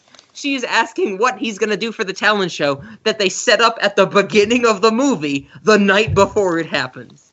Well, come on. What else are you supposed to do when you're planning a murder? You don't have time for that sort of fluff. I mean, you could have at least asked your kid if he was going to try and resurrect his dead brother. Isn't that a no-brainer? Say, "Hey, are you going to try and do something weird?" This movie. Like, going back to the scene with him and the mustache, though, it's like, if this were a normal movie, what would have happened was she goes through all the planning of trying to murder Dean Morris. She goes to the talent show, and she sees him drawing the mustache, and little Jacob Tremblay makes a remark, and she goes, "But he was 11 years old." And that would have been the moment she has her aha moment. And then at that point, Lee Pace shows up, and she realizes killing Dean Norris is not going to remedy anything. And murdering a man does not sit there, do this. It's not going to bring Henry back. Henry was a child who sat there, even though he was very intelligent when it came to very random things. He clearly did not understand how the real world worked. So she should have sat there. And so she sits, and this is how you can make the movie much more realistic, is that she sits in the audience, she watches Christina do her little interpretive dance, and then you still have the moment where the principal has like a call to action to finally pursue this, because apparently that was the evidence she needed, was the interpretive dance. Don't get me started. And so this is how the movie should have ended. You have that, she watches the Christina dance, then little Jacob Tremblay brings Henry back to life by shooting like suds into the air, which apparently I don't get how one's connected to the other, but that's just me. Oh my God, dude. I love Peter's magic trick. Shooting suds in the air? Even though it wasn't set up by the movie, even though it wasn't set up by anything that a normal person would be able to follow, just the idea. The idea was really cool. The idea that he brought the essence of his brother back to life through such a slight magic trick is beautiful. That's a really, really neat idea. Henry had nothing to do with magic. If he wanted to bring Henry back to life, he should have sat there and insulted the audience for 2 hours. No, sure. That's what I'm saying. Like, this scene had no point being in this movie, but the idea of it is beautiful. But going back to my proposed conclusion to this film, what should have happened was that she watches him bring Henry back to life, albeit poorly, and Christina, Peter, and Lee Majors all get in the car. They go back to the house, and as they're getting out of the house or getting out of the car, they see Dean Norris is in the tree cabin, and he finds the comically large sniper rifle. And he goes, "What's this?" And like threatens to like, "Did you know what you?" It's like, "Did you?" And he starts yelling at Christina. Like we see him actually starts like, "Did you tell them? Did you tell them this?" And then like you have this whole thing where she's like, "Oh my god!" Like it's all falling apart. And then that's when the police show up. The police show up that moment. You actually have credible evidence. You have all four of them witnessing the abuse. You have Lee Majors. So you're saying that Dean Norris should get caught with Naomi Watts' gun in kind of a mix-up situation, but it causes his demise. No, but he finds so. Let's say during the it's really weird. Why is he willing to pick up Christina from the thing, but he's not willing to drive her? That's such a weird. He says I get uncomfortable during the things like that. Which I guess is foreshadowing that she's going to do a dance that's all about. I guess that's foreshadowing that he knows that she's going to expose. God. Let's say, for example, the reason why he doesn't want to go to the talent show is because he wants to see what's going on in the Naomi Watts household. And while her, Lee Majors, Christina, and Peter come back to the house, we catch we see. As they're pulling in, we see him coming out of the treehouse, and he's holding the sniper rifle. So you're saying that we should give Dean... Wait, let me finish. Okay, I'm sorry. So they all see that, and they're like, what is he doing? And obviously, Naomi Watts starts freaking out, because she thinks, they're he's going to come back, and he's going to shoot us all. Whatever it is. It's a stupid, slight misdirect. And then, he throws the gun on the ground, and he figures, oh, crap, Naomi Watts has figured out what I'm doing to her. And so he goes over to the car, yanks Christina out. He's like, "Did you tell them? Did you tell them?" It's like, "What'd you tell them?" And then she's obviously Lee Majors and Naomi Watts "Don't you lay any hands on her." Again, really Lifetime movie of the week sort of stuff. But the dance with Christina has already happened at this point. So the principal's called the police, and the police are on their way. So instead of having this really awkward confrontation between Naomi Watts and Dean Norris in the middle of the woods with her holding a comically large sniper rifle. Let's not forget, after she confronts Dean Norris, she goes running to she doesn't just get in the car and go back to the school. She runs to the dam, throws the gun over the railing, then runs back to the car, and then drives like a bat out of hell to the talent show. And all that happens with Dean Norris during this time is he calls the police and says, "I'd like to report this." "Dean, we know you raped your daughter." He's like, "What?" It's "Where'd you get that from?" It's "The principal called you in." With what evidence? It's we can't ignore this sort of complaint again. It's there's no evidence. It's you can make all the allegations you want. There is no evidence of this. If you at least had a scene of him laying his hands on her in any way possible, or at least had evidence of that, where Lee Majors is a doctor. If he went to the police and said, "I saw this man lay his hands on his daughter," they would believe him. Naomi Watts, who just had a son died, and the son also believed all this stuff. No one's going to believe her. It comes out that's why this movie is so insane, because it takes this really just again, I am a schmuck who sits on the computer talking about movies with a guy who drinks too much alcohol. I should not have better ideas than the guy that's getting paid millions of dollars. Okay, are you done? Yes. Period. Oh my God! You said so much in there. It was very dense. For the audience, the start of that is what Zack thought should have happened in the movie, but the second half was what actually did happen in the movie. The insane stuff actually happened. The rational part did not happen. I don't think there was a big, when I was listening to it at least, I don't think there was a big separation between what Zack thought was real and what was actually real. But I loved it. I love Zack's whole rant right there. And he's right. Zack is correct. This movie has issues in every sense of the word. Whether these characters did that, whether Dean Norris did that, Naomi Watts did this, who cares? The point that I want to kind of push back with Zack is, yes, we could have made this movie better. We could have made it all about the morality of, do we get involved with domestic abuse? We could have had a cameo from Dr. House, and then we could have had a very, very intense scene with Dean Norris fighting for control of his stepdaughter at the very end. Sure. But we didn't get that, Zack. Very unfortunately, we did not get that. Instead, we get a shell of a story.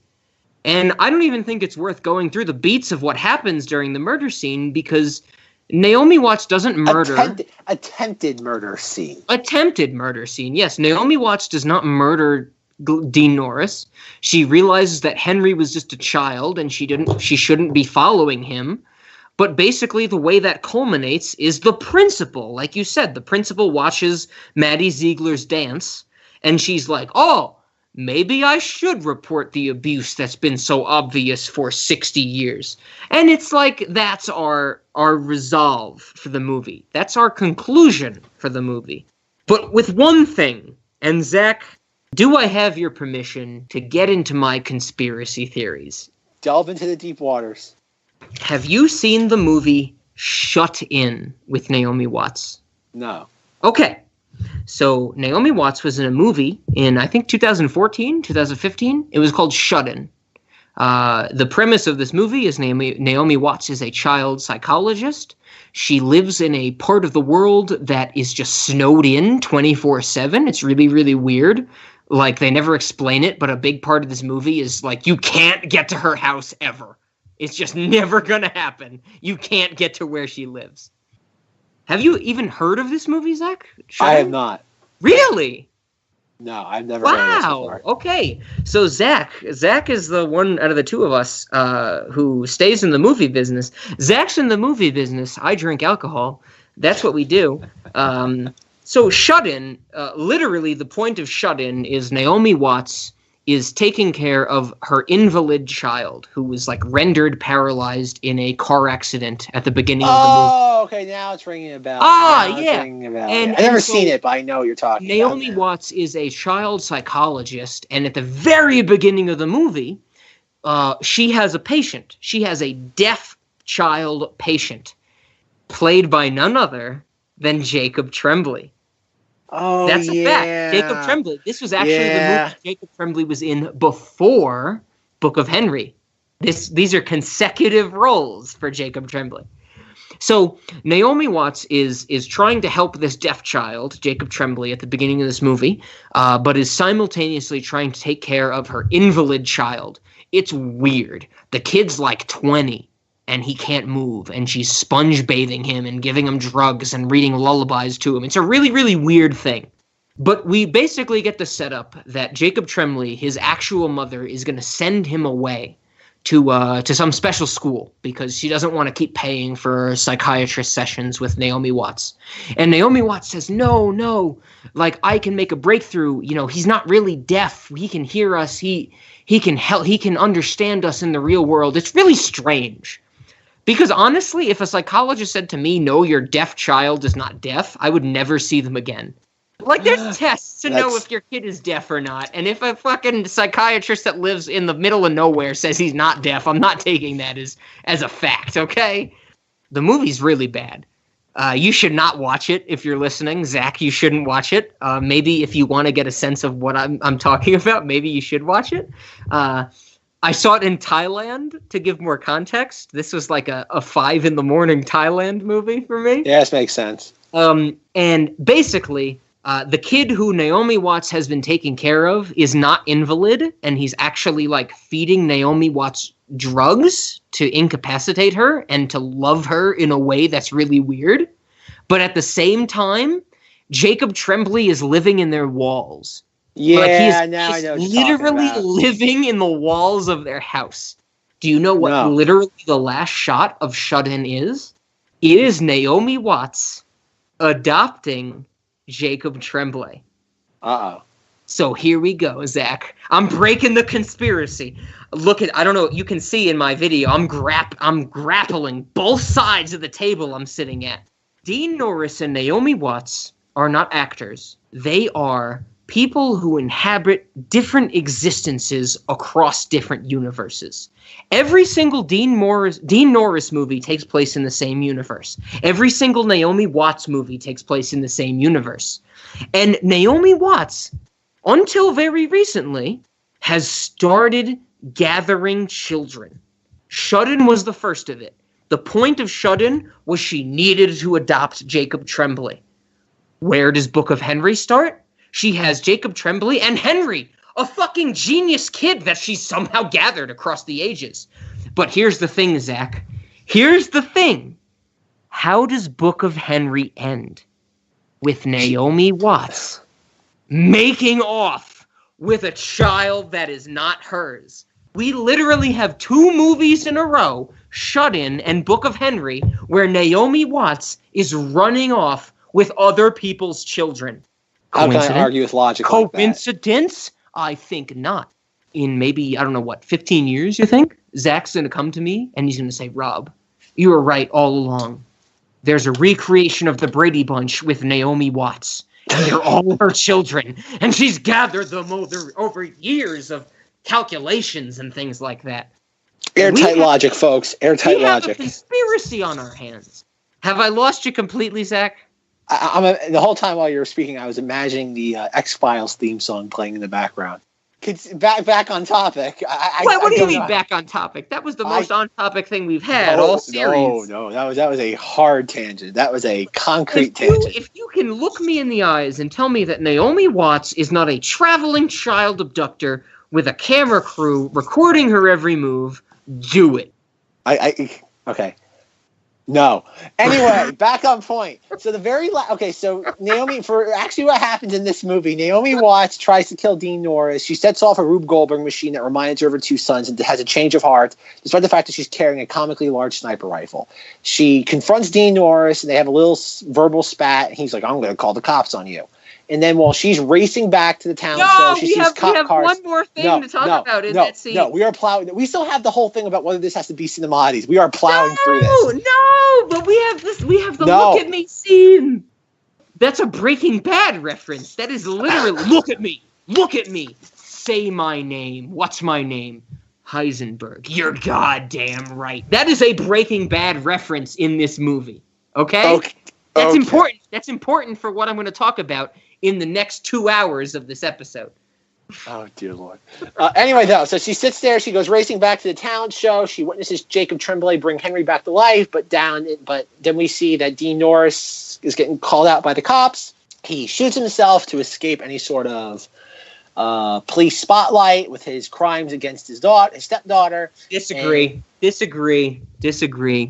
doesn't shoot himself. I know. Oh, God, it's not a conspiracy theory. He does not shoot himself.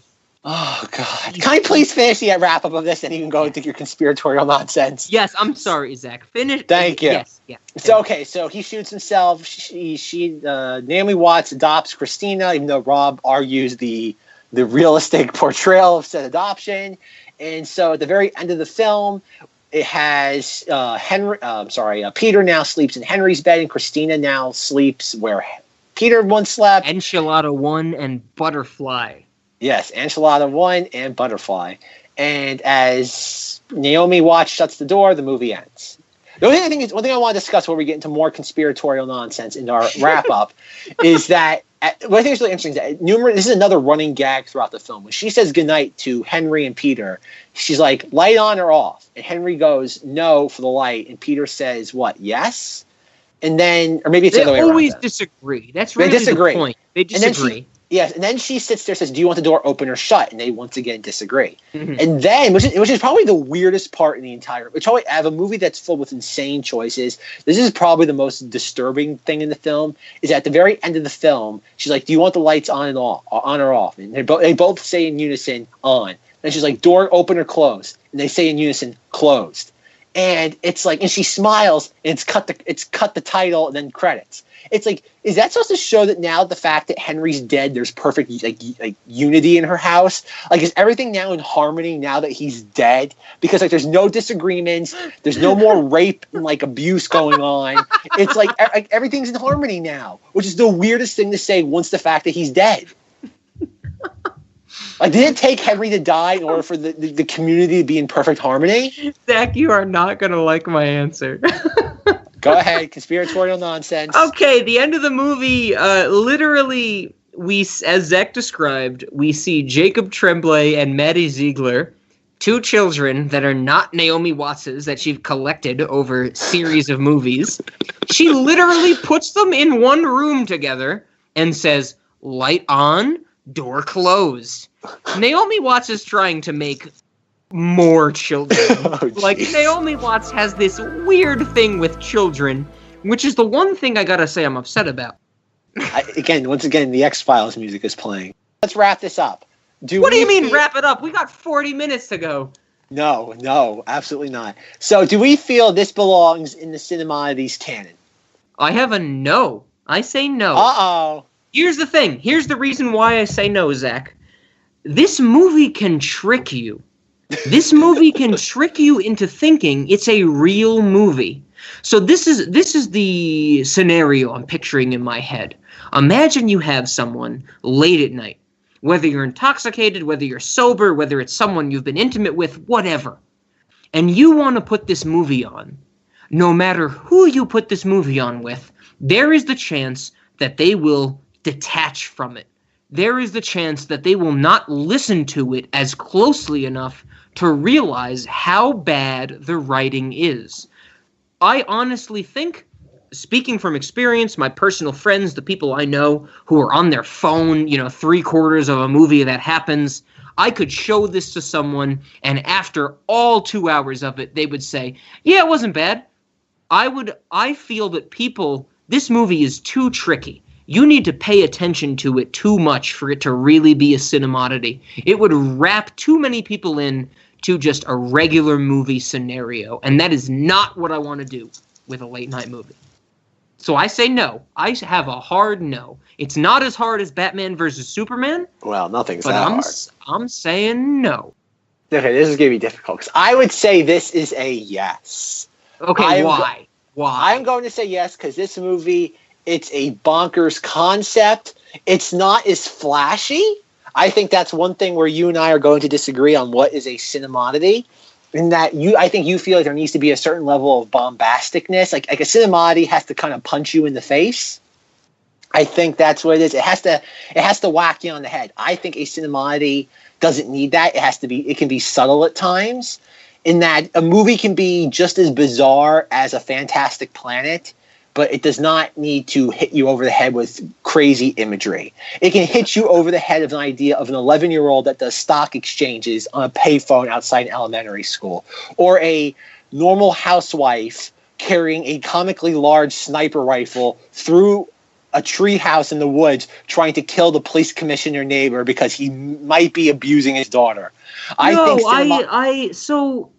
agree with you, I guess, that this is a cinemoddity.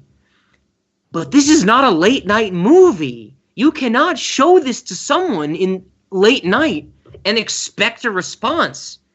This is bedtime fodder, or this is someone saying, oh, that was a regular movie. Why did we watch that? I'll watch it again. I don't think anybody attention to understand. No, nobody watches this and says this is a regular movie. I think they do. I honestly think that we could get some people who are so attached to their phones and social media that they would gloss over the strangeness of this movie. I think that could be said for... I would level with you on that point, except for the fact that nobody paid to go see this. I think this had such a stink on it that people said no, and the fact that nobody talks about it. I think another indicator of a true cinemoddity is if nobody talks about something. Like, if something's forgotten, that means that it's like, ooh, it's like we want to disassociate ourselves with it. That means it's weird. Like, ooh, it's like we want to put that out. Like, if this is the circle of trust, it's firmly outside the circle. I have to disagree. When I show someone a Cinemoddity, regardless of whether or not they heard about it before, I want them to have a specific thing to latch onto with what I'm showing. But there's so much to latch onto here. You have there's Sarah so Silverman. much, but it's not enough. I think because there's nothing in that first 20 minutes to like a regular viewer, this is going to be a wash. This is going to be a waste of a late night movie if I showed this to somebody. I think it also depends on the audience you're showing. I wouldn't. Well, yes, that's a very important thing that we should be discussing. Who do we show this to? And that's part of the reaction I'm taking. There is literally no one to show this to in the vein of a late night movie. I think anybody who would appreciate these other things, like for example, if someone's going to gloss over this, they're going to gloss over a Fantastic Planet or a Star Wars: The Clone Wars. No, those grip you at the start. This has so much of an endearing, like, oh, I would see this in theaters kind of vibe. Except nobody did. Nobody did, but when we're in the scenario, when we're putting this movie on, I have to say, this is just a turnoff. No one's gonna watch this. I think they will, because you have the very first scene with the little dopey kid saying he wants to be the dodgeball gold Olympian. And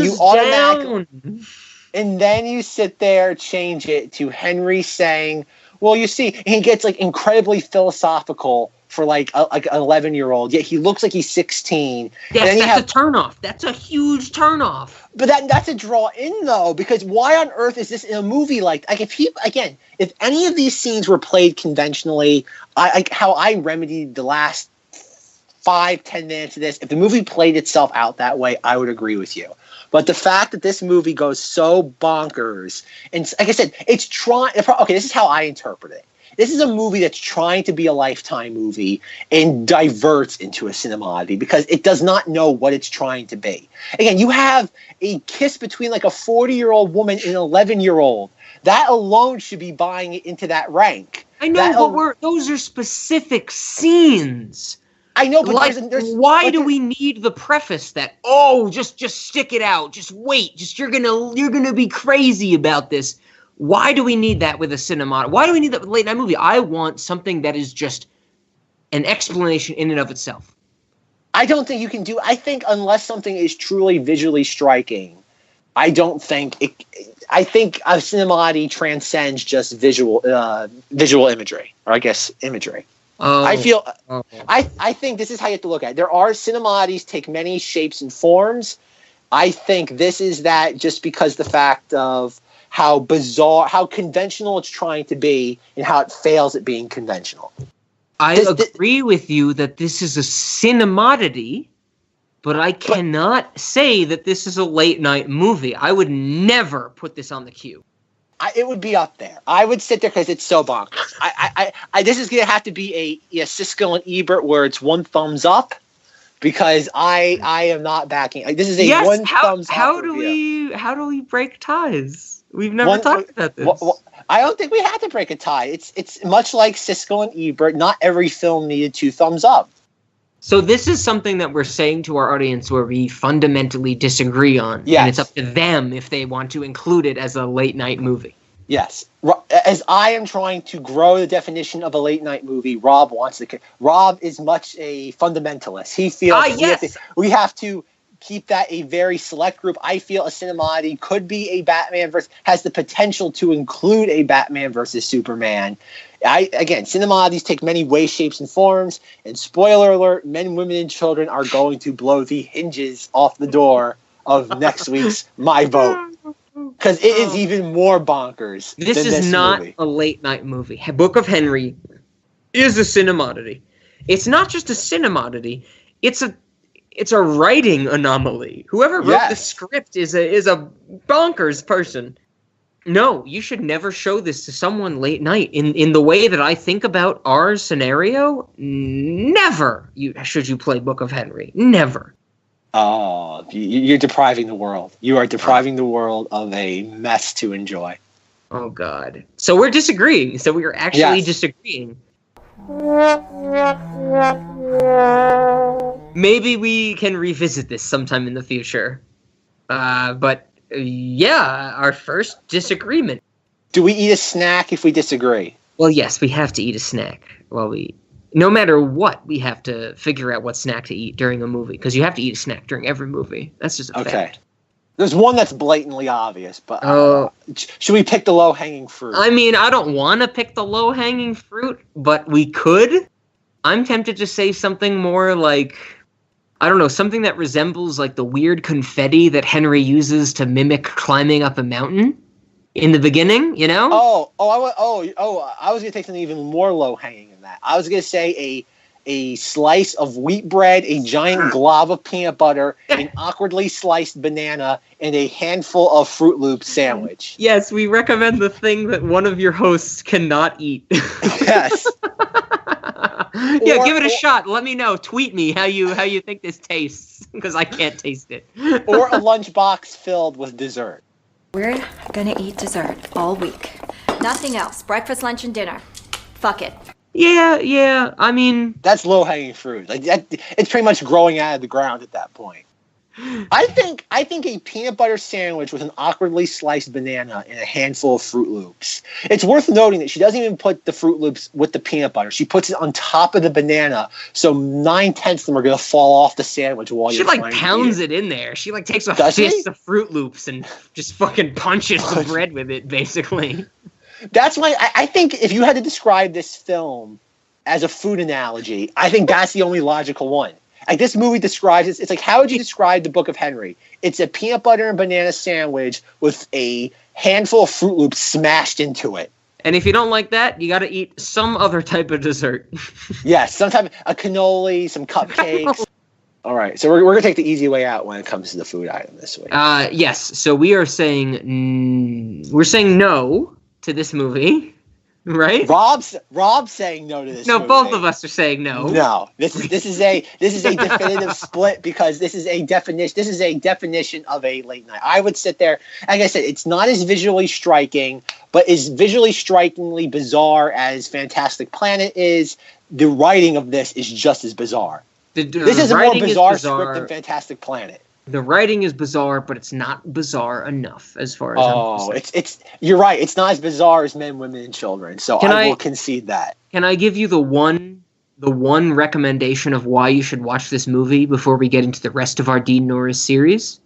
In this movie, it is heavily implied that Dean Norris shoots himself. Right? We just see through a window. Yes. A flash and the muzzle. A flash and the muzzle flash and a bullet sound, a muffled bullet sound. And then later on in the movie, they're like, Glenn Sickelman took his life. No, he didn't. He faked his own death. Okay? Dean Norris faked his own death. Now, it should be said that this is not the start of Dean and Norris. It's not like Dean Norris faked his own death to flee the Carpenters and Naomi Watts to become a DEA agent in Breaking Bad, or to become whatever he plays in, Men, Women, and Children. We're going to get to that later on in our Dean Norris series, where this movie plays in his role as a character, but it should be stated right here and now that he does not die at the end of Book of Henry. He fakes his death successfully. There it is again, the X-Files music. This must be much like the Book of Henry. That's a running gag throughout this episode. So how are we going to conclude this episode? Speaking of ending the episode, I mentioned to N Inferiority Complex this past weekend that we were using their intro song backwards as our outro. And they were not happy about this. Because if you recall, Zach, we asked them, we said, can you write us an intro and an outro? And they just said intro. And our response was to just reverse their intro and play it as the outro.